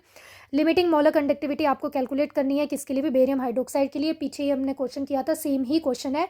तो इस क्वेश्चन का राइट आंसर क्या था, आई थिंक ऑप्शन नंबर 2 था। Next question, question number 17। ये क्वेश्चन अगेन रिपीट आ गया, ये क्वेश्चन थर्ड टाइम रिपीट हुआ है। ठीक है, ये क्वेश्चन भाई थर्ड टाइम रिपीट हुआ है, ऑप्शन नंबर 4 आंसर है। Next question, NaCl, HCl, sodium acetate, ये क्वेश्चन भी रिपीट है। इस क्वेश्चन का आंसर क्या था अभी, option number 3। Next question, question number 19। With dilution the molar conductivity of a solution. यहाँ पर मोलर कंडक्टिविटी पे डाइल्यूशन का इफेक्ट पूछा है। ये डाइल्यूशन इफेक्ट वाला कॉन्सेप्ट जो है ना, ये बहुत ही इंपॉर्टेंट है। मोलर कंडक्टिविटी के साथ क्या होता है, कंडक्टेंस के साथ, कंडक्टिविटी के साथ। तो ये आपको सारे बहुत अच्छे से क्लियर करने हैं कॉन्सेप्ट, कि कब इंक्रीज होगी कब डिक्रीज होगी। तो यहाँ पे हम बात करेंगे मोलर कंडक्टिविटी की। तो देखो मोलर कंडक्टिविटी क्या होती है, आप इसे कैसे लिखते हो, molar conductivity is equal to में, इसका फॉर्मूला क्या होता है, देखो कापा। कापा क्या होता है भाई, कंडक्टिविटी मल्टीप्लाई बाय 1000, और साथ में मोलर कंडक्टिविटी है, तो यहाँ पर क्या है, मोलारिटी होती है सॉल्यूशन की, इलेक्ट्रोलाइट की। अब देखो यहाँ पे इस रिलेशन का यूज़ करके क्या है, आप आराम से मोलर कंडक्टिविटी का रिलेशन बता सकते हो कि कैसे इंक्रीज होगी कैसे डिक्रीज होगी। मोलारिटी क्या होती है, मोलारिटी होती है भाई मोल्स ऑफ सोल्यूट अपॉन में वॉल्यूम ऑफ सॉल्यूशन। ठीक है, ये होती है मोलारिटी। अब क्या बोला है उसने, डाइल्यूशन। डाइल्यूशन करने का मतलब क्या है कि आपने अमाउंट ऑफ सॉल्वेंट, यानी कि आपने वाटर की अमाउंट को क्या कर दिया अभी, इंक्रीज कर दिया है। ठीक है, यही तो मतलब होता है ना डाइल्यूशन का। डाइल्यूशन का मतलब क्या होता है कि उसमें आपने सॉल्वेंट की अमाउंट बढ़ा दी है। सॉल्वेंट की अमाउंट इंक्रीज करने का मतलब क्या है कि वहाँ पे वॉल्यूम क्या हो गया होगा, बढ़ गया होगा। भाई डाइल्यूशन करने का मतलब क्या है, मान लो मैं आपको बोलूँ कि 1 स्पून शुगर को आप 1 ग्लास में डिज़ोल्व करो, आपने कर दिया। फिर मैंने कहा कि इसका डाइल्यूशन कर दो, इसको डाइल्यूट कर दो। तो डाइल्यूट आप कैसे करोगे कि भाई अब उस वाटर को, यानी कि वहाँ पे जो सॉल्यूशन था उसमें आपने क्या है, और अमाउंट ऑफ वाटर को ऐड कर दिया, तो वो उसका क्या हो गया, शुगर सॉल्यूशन का डाइल्यूशन हो गया है। ठीक है, तो अब देखो यहाँ पे डाइल्यूशन में यही हुआ है, वॉल्यूम इंक्रीज हो गया ना। तो डाइल्यूशन के साथ क्या है भाई, वॉल्यूम इंक्रीज हुआ है। तो वॉल्यूम इंक्रीज होने पर मोलारिटी क्या होगी भाई, डिक्रीज होगी। देखो मोलारिटी क्या होती है, मोल्स ऑफ सोल्यूट अपॉन में volume of solution. Dilution increase करने पर यानी कि वॉल्यूम इंक्रीज होगा। वॉल्यूम इंक्रीज होने पर जो मोलारिटी है सॉल्यूशन की वो कम होगी। अब यहाँ पे मोलारिटी और इस मोलर कंडक्टिविटी का रिलेशन देखो, अगर मोलारिटी सॉल्यूशन की डिक्रीज हो रही है तो इट मीन्स मोलर कंडक्टिविटी के साथ देखो इसका कैसा रिलेशन है, इन्वर्स रिलेशन है, ये क्या होगी भाई, इंक्रीज होगी। तो इस क्वेश्चन का करेक्ट आंसर क्या आ जाएगा, ऑप्शन नंबर 1। आई होप ये पॉइंट आपको समझ में आ गया होगा। देखो फिर से एक्सप्लेन करती हूँ, बहुत इंपॉर्टेंट पॉइंट है। जो मोलर कंडक्टिविटी होती है आप उसे कैसे लिखते हो, कंडक्टिविटी यानी कि कापा मल्टीप्लाई में 1000 अपॉन में मोलारिटी। मोलारिटी को हम कैसे डिफाइन करते हैं, मोल्स ऑफ सोल्यूट अपॉन में वॉल्यूम लेते हैं सॉल्यूशन का। डाइल्यूशन इंक्रीज करने पर क्या होता है भी, वॉल्यूम ऑफ सॉल्यूशन बढ़ेगा। तो मोलारिटी और वॉल्यूम में देखो क्या रिलेशन है, इन्वर्स रिलेशन है। अगर वॉल्यूम इंक्रीज हो रहा है डाइल्यूशन करने पे तो मोलारिटी क्या होगी, डिक्रीज होगी। मोलर कंडक्टिविटी और इसमें मोलारिटी में क्या है भाई, अगेन इन्वर्स रिलेशन है। अगर मोलारिटी डिक्रीज हो रही है, देखो आपने डाइल्यूट किया, मोलारिटी कम हो गई, मोलारिटी कम हो गई तो यानी कि मोलर कंडक्टिविटी क्या हो जाएगी, इंक्रीज हो जाएगी। तो इसलिए राइट आंसर क्या आ गया, ऑप्शन नंबर 1। और इसे हम कैसे डिफाइन कर सकते हैं, देखो आप यहाँ पे ये भी बोल सकते हो कि मोलर कंडक्टिविटी के केस में यहाँ पे जो सॉल्यूशन है ना, जो इलेक्ट्रोलाइट है उसके डाइल्यूशन करने की वजह से जो वॉल्यूम है वो इंक्रीज हो गया। तो वॉल्यूम इंक्रीज होने की वजह से जो आयंस है ना, जो वहाँ पे आयंस थे प्रेजेंट थे इलेक्ट्रोलाइट के, वो इजीली क्या है इधर उधर फ्रीली मूव कर सकते हैं, उनको स्पेस ज़्यादा मिल गया है, ठीक है, डिस्टेंस उनकी इंक्रीज हो गई है। तो डिस्टेंस इंक्रीज होने की वजह से क्या है, वो फ्री इधर उधर मूव कर सकते हैं, जिसकी वजह से आपको पता है कंडक्टिविटी कब होती है, कंडक्टेंस के लिए कौन रिस्पॉन्सिबल होता है, फ्री आयंस ही रिस्पॉन्सिबल होते हैं ना, उनकी मोबिलिटी रिस्पॉन्सिबल होते हैं। तो अब यहाँ पे जो उनकी मोबिलिटी है ना आयंस की, डाइल्यूशन करने की वजह से क्या हो गई, अभी इंक्रीज हो गई है। तो इस वजह से जो मोलर कंडक्टिविटी है वो क्या है भाई यहाँ पर इंक्रीज हो जाएगी। बाकी और क्या होता है, कंडक्टेंस होती है, ठीक है, मोलर कंडक्टिविटी इंक्रीज हो रही है। कंडक्टेंस जो होती है उसे हम किससे डिनोट करते हैं, जी से लिखते हैं, और जी से डिनोट करते हैं। और ये क्या होती है भाई, डाइल्यूशन के साथ जो कंडक्टेंस होती है ये भी क्या होती है भाई, इंक्रीज होती है। इसका रीज़न क्या होता है, जो नंबर ऑफ आयंस होते हैं ना वो इंक्रीज हो जाते हैं। कंडक्टेंस इंक्रीज कर डाइल्यूशन इंक्रीज करने पर कंडक्टेंस भी इंक्रीज होती है। इसका रीज़न क्या होता है कि जो यहाँ पर नंबर ऑफ आयंस है ना वो ज़्यादा प्रोड्यूस होते हैं, ठीक है, जितने ज़्यादा नंबर ऑफ आयंस होंगे। देखो दो फैक्टर से आप कंडक्टिविटी डिसाइड कर सकते हो। जनरल फैक्टर की बात कर रही हूँ, या तो मोबिलिटी ज़्यादा हो आयंस की, ठीक है, मोबिलिटी ज़्यादा होने का मतलब क्या है कि वो इधर उधर आराम से मूव कर पा रहे हैं फ्रीली, या फिर नंबर ऑफ आयंस ज़्यादा होने चाहिए। तो अभी जो हमने ये वाला रिलेशन देखा था मोलर कंडक्टिविटी के साथ, तो इसमें तो क्या हो रहा था कि उन आयंस के बीच की ना जो डिस्टेंस है वो इंक्रीज हो गई थी डाइल्यूशन इंक्रीज होने की वजह से। देखो क्या हो रहा होगा, पहले यहाँ पे 100 ml में मान लो 5 NaCl थे, ठीक है, डाइल्यूशन कर दिया आपने, 200 ml बन गया। 200 ml बनने पे भी अभी ये तो NaCl के आयन जो हैं Na पॉजिटिव और Cl नेगेटिव आयन के, ये तो सेम ही रहेंगे ना। आपने अमाउंट किसकी बढ़ाई है, सॉल्वेंट की बढ़ाई है, वाटर की अमाउंट को तो इंक्रीज किया है। तो यहाँ पर क्या है, इनको मूव करने के लिए इन आयंस को ही, सेम ही आयंस है, अमाउंट जो है आयंस की वो सेम है, बट उनको क्या है स्पेस मिल गया है, तो जिसकी वजह से कंडक्टिविटी इंक्रीज हो गई। कंडक्टेंस के केस में क्या होगा, आप जैसे जैसे डाइल्यूशन करोगे ना तो यहाँ पे नंबर ऑफ आयंस क्या है, बढ़ते जाएंगे। नंबर ऑफ आयंस इंक्रीज होने की वजह से, प्रोड्यूस होने की वजह से कंडक्टेंस क्या है अभी इंक्रीज हो जाएगी। स्पेसिफिक कंडक्टेंस क्या होती है, स्पेसिफिक कंडक्टेंस, इसे क्या है भाई, स्पेसिफिक कंडक्टेंस को हम कापा से रिप्रेजेंट करते हैं, और सिंपली आप इसे कंडक्टिविटी भी बोल सकते हो, जो हमने यहाँ पे भी लिखी थी इस वाले फॉर्मूले में। ये क्या होती है, डाइल्यूशन करने पे, ठीक है, डाइल्यूशन करने पे जो स्पेसिफिक कंडक्टेंस होती है ये डिक्रीज होती है। क्या होती है भाई, डिक्रीज होती है। स्पेसिफिक कंडक्टेंस क्या होगी, डिक्रीज होगी। अब इसको समझ के देखो इसका रीज़न क्या है। ये इसलिए डिक्रीज होती है क्योंकि यहाँ पे मैं इसका रीज़न लिख देती हूँ, नंबर ऑफ आयंस जो हैं वो ज़्यादा प्रोड्यूस होंगे, ठीक है, ज़्यादा प्रोड्यूस होंगे। स्पेसिफिक कंडक्टेंस के केस में क्या होगा, यहाँ पे डाइल्यूशन करने की वजह से, यानी कि वॉल्यूम इंक्रीज करने से यहाँ पे जो नंबर ऑफ आयंस है ना वो एक पर यूनिट एरिया क्या हो जाएंगे, डिक्रीज हो जाएंगे।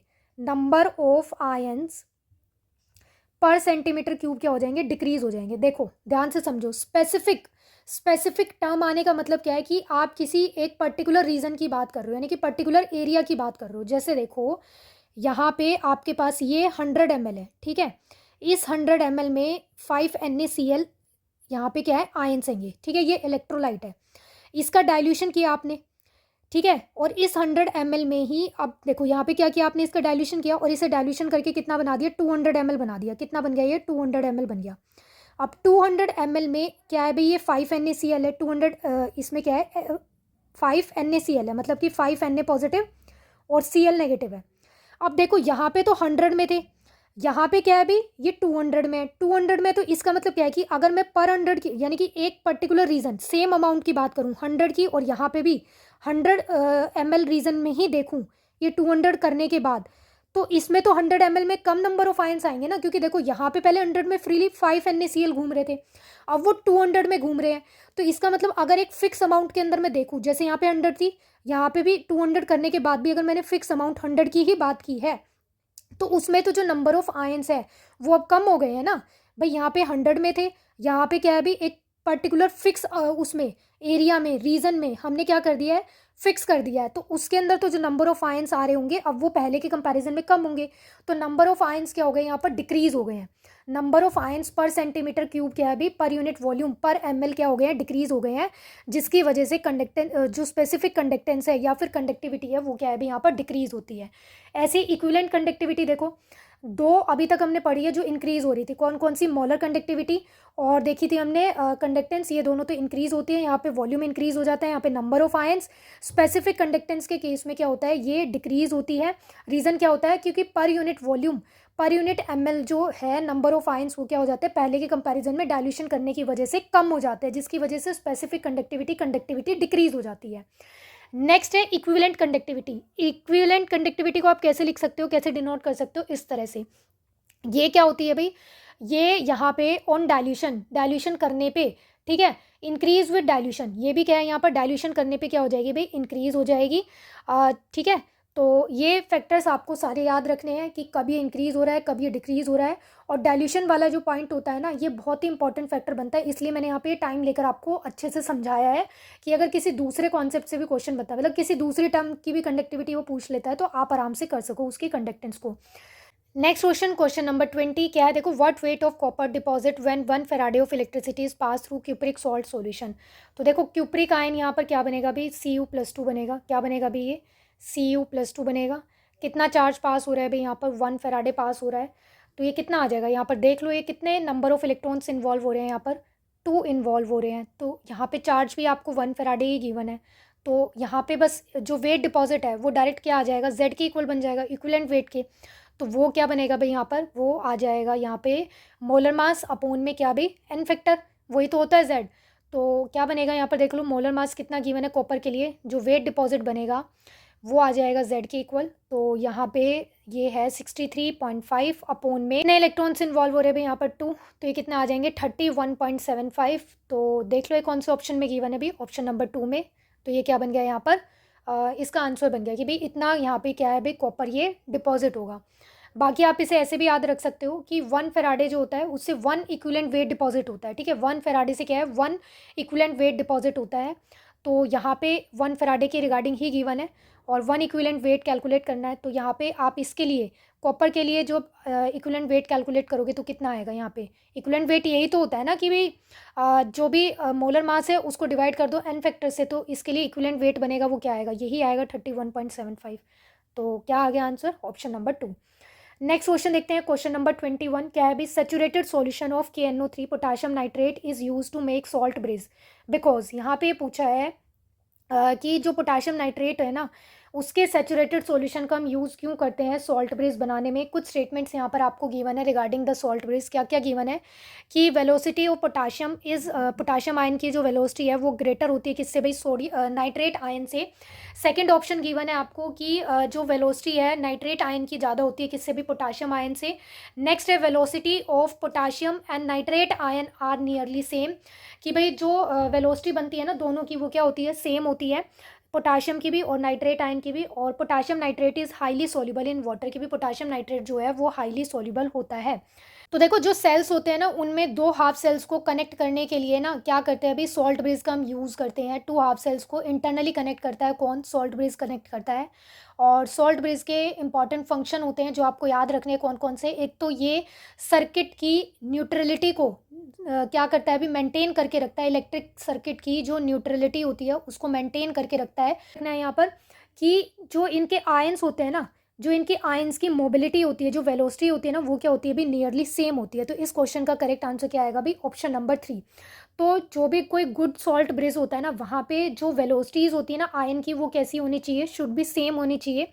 अगर वेलोसिटी सेम नहीं होती है इन आयंस की, तो आयन जो है would not be able to neutralize, तो वहाँ पे वो क्या है भी, दोनों हाफ सेल के जो चार्ज है उसको न्यूट्रलाइज करने में हेल्प नहीं कर पाएंगे, जिसकी वजह से क्या है भी यहाँ पर जो अपोजिट फोर्स है वो क्या है डेवलप हो जाएगा, और यहाँ पे जो फ्लो ऑफ करंट है वो भी क्या हो जाएगा, रिस्ट्रिक्ट हो जाएगा, ठीक है, वो रुक जाएगा। इस क्वेश्चन का correct answer should be option number 3, ठीक है, आ गया ना पॉइंट समझ में। नेक्स्ट और लास्ट क्वेश्चन आज की क्लास का क्या है, देखो, on the basis of following values, यहाँ पे आपको कुछ वैल्यूज़ गिवन है रिडक्शन पोटेंशियल की, इनके बेसिस पे आपको ये बताना है कि which is the best oxidizing agent, कि कौन सबसे अच्छा बेस्ट ऑक्सीडाइजिंग एजेंट बनेगा। तो देखो ऑप्शंस देखो क्या क्या है। एल्युमिनियम है, एल्युमिनियम की वैल्यू कितनी गिवन है, -1.67। मैग्नीशियम है, इसके लिए वैल्यू गिवन है -2.34। कॉपर है, कॉपर के लिए गिवन है 0.34 प्लस की, और आयोडीन है, इसके लिए वैल्यू गिवन है +0.34। ये कॉन्सेप्ट भी ना आपको ध्यान रखना है, ये भी बहुत बार आपको ना हेल्प करेगा क्वेश्चन करने में, और यहाँ से भी क्वेश्चन पूछे जा सकते हैं कि कौन ज़्यादा अच्छा ऑक्सीडाइजिंग एजेंट बनेगा, कौन रिड्यूसिंग एजेंट बनेगा, इस तरह से क्वेश्चन बन सकते हैं। तो देखो जितनी ज़्यादा रिडक्शन पोटेंशियल की वैल्यू होती है वो उतना ही स्ट्रॉन्गर क्या होता है अभी, ऑक्सीडाइजिंग एजेंट होता है। तो ये फैक्टर, ये पॉइंट आप नोट कर लो। Higher is the reduction potential, जितनी ज़्यादा रिडक्शन पोटेंशियल की वैल्यू होगी stronger is the oxidising agent. और इसका मतलब क्या है, इसका मतलब है has ability to accept electron, यानी कि वो इतना ईजिली क्या है भी इलेक्ट्रॉन को एक्सेप्ट कर पाएगा, ठीक है, has the ability of electron accepting. और इलेक्ट्रॉन एक्सेप्ट करने की टेंडेंसी को हम क्या बोलते हैं, रिडक्शन बोलते हैं, ठीक है। ये हमने पीछे भी एक क्वेश्चन में डिस्कस किया था, जब रिडॉक्स वाले क्वेश्चन को कराया था, तो वहाँ पे भी ये कॉन्सेप्ट बताया था, जितनी बड़ी वैल्यू होगी रिडक्शन पोटेंशियल की वो उतना अच्छा स्ट्रॉन्ग क्या बनेगा, ऑक्सीडाइजिंग एजेंट बनेगा। हायर रिडक्शन पोटेंशियल का मतलब क्या है कि उसकी एबिलिटी इलेक्ट्रॉन को एक्सेप्ट करने की उतनी ही ज़्यादा अच्छी है, मतलब कि रिडक्शन करने की उसकी एबिलिटी अच्छी है। अगर वो खुद रिड्यूस हो रहा है, ठीक है, वो खुद रिडक्शन कर रहा है, तो दूसरों को क्या कर रहा होगा, वो ऑक्सीडाइज कर रहा होगा, ठीक है। तो लोअर रिडक्शन पोटेंशियल जस्ट इसका अपोजिट हो जाएगा कॉन्सेप्ट। लोअर रिडक्शन पोटेंशियल क्या हो जाएगा, वो क्या बनेगा भाई, यहाँ पे वो बन जाएगा वीक ऑक्सीडाइजिंग एजेंट। क्या बन जाएगा, वीक ऑक्सीडाइजिंग एजेंट बन जाएगा, या फिर आप क्या बोल सकते हो, स्ट्रॉन्ग रिड्यूसिंग एजेंट बन जाएगा, ठीक है। Higher reduction potential strong oxidizing agent है ना, अगर ऑक्सीडाइजिंग एजेंट वो स्ट्रॉन्ग है तो वीक रिड्यूसिंग एजेंट बनेगा। आप ये किसी एक ही टर्म में याद रखो, जब भी क्वेश्चन करने हो उससे अपोजिट करके उस रिलेशन का यूज़ करके क्वेश्चन को सॉल्व कर लो, क्योंकि आप दोनों तीनों इस तरह से याद रखोगे ना तो फिर क्या होता है, कन्फ्यूजन क्रिएट होती है, और उसकी वजह से फिर कैसा भी याद नहीं रहता, क्वेश्चन गलत हो जाता है। तो एक ही टर्म में याद रख लो, ठीक है, ऑक्सीडाइजिंग एजेंट या फिर रिड्यूसिंग एजेंट, जो भी आपको ठीक लगता है, ठीक है, उसके टर्म्स में आप याद रख लो, और फिर जब भी क्वेश्चन में आपको उसकी नीड होती है तो उसका अपोजिट करके, या वो सेम यूज़ हो रहा है वैसे ही उसका यूज़ कर लो। तो देखो हायर रिडक्शन पोटेंशियल का मतलब क्या है कि ऑक्सीडाइजिंग एजेंट कैसा बनेगा, स्ट्रॉन्ग, और अगर ऑक्सीडाइजिंग एजेंट स्ट्रॉन्ग है तो मतलब वीक रिड्यूसिंग एजेंट बन रहा होगा। लोअर रिडक्शन पोटेंशियल का मतलब क्या है कि भाई वो वीक ऑक्सीडाइजिंग एजेंट बनेगा, स्ट्रॉन्ग क्या बनेगा यहाँ पर, रिड्यूसिंग एजेंट बनेगा। स्ट्रॉन्ग क्या बनेगा, रिड्यूसिंग एजेंट बनेगा। इसकी एबिलिटी क्या बनेगी भाई, इलेक्ट्रॉन को लूज करने की। इसकी एबिलिटी क्या थी, इलेक्ट्रॉन को एक्सेप्ट करने की। तो लोअर रिडक्शन पोटेंशियल वाले की एबिलिटी क्या होगी भाई, इलेक्ट्रॉन को लूज करने की होगी, मतलब कि ऑक्सीडेशन करने की होगी। तो अब यहाँ पे आपको क्या पता करना है, ऑक्सीडाइजिंग एजेंट। तो ऑक्सीडाइजिंग एजेंट के लिए वैल्यू क्या होनी चाहिए, हाई होनी चाहिए। तो इन चारों ऑप्शन में से देखो सबसे बड़ी वैल्यू किसके लिए है, दोनों वैल्यू तो नेगेटिव है, ये दोनों वैल्यूज तो क्या है भी नेगेटिव है, तो ये तो होगी नहीं। इन दोनों में से देखो, इन दोनों में से किसकी बड़ी आ रही है, 0.34 बड़ी है या फिर 0.53 बड़ी है, कौन बड़ा है अभी, 0.53 बड़ा है। तो इस क्वेश्चन का करेक्ट आंसर क्या आ जाएगा अभी, ऑप्शन नंबर 3, यही क्या बनेगा यहाँ पर, स्ट्रॉन्ग ऑक्सीडाइजिंग एजेंट बनेगा। अब वो यहाँ पे क्या है, ऑर्डर भी पूछ सकता था, ठीक है, सीक्वेंस भी बना सकता था कि यहाँ पे स्ट्रेंथ के बेसिस पे इसका सीक्वेंस लगाओ ऑक्सीडाइजिंग एजेंट का या फिर रिड्यूसिंग एजेंट का। अगर वो स्ट्रॉन्ग रिड्यूसिंग एजेंट पूछता तो स्ट्रॉन्ग रिड्यूसिंग एजेंट क्या बन जाता है, जिसकी लोअर रिडक्शन पोटेंशियल है। तो सबसे छोटी वैल्यू किसकी आ रही है वो हम यहाँ पे चेक कर लेंगे, और उसके बेसिस पे हमें पता लग जाएगा। तो यहाँ पे एंड होते हैं आज के क्वेश्चंस जो भी हमें डिस्कस करने थे। रिडॉक्स और इलेक्ट्रोकेमिस्ट्री दोनों चैप्टर के कंबाइनली हमने यहाँ पर क्वेश्चंस को डिस्कस कर लिया है, और ये एक बहुत ही इंपॉर्टेंट टॉपिक बनता है, और यहाँ से इस चैप्टर को बहुत ही अच्छे से रिवाइज करना। इनफैक्ट मुझे ऐसा लगता है पर्सनली कि जो भी हमने क्लास में डिस्कस किया है ना, अगर आपने ये वाले कॉन्सेप्ट अच्छे से समझ लिए और इसको अप्लाई करना सीख लिया, ये सभी जो भी कॉन्सेप्ट है ना, इन सभी को क्वेश्चन पे अच्छे से अप्लाई करना सीख लिया, तो आई थिंक आपके इस चैप्टर से क्वेश्चन आराम से बन जाएंगे। तो मिलते हैं नेक्स्ट क्लास में, तब तक पढ़ते रहना, रिवाइज करते रहना।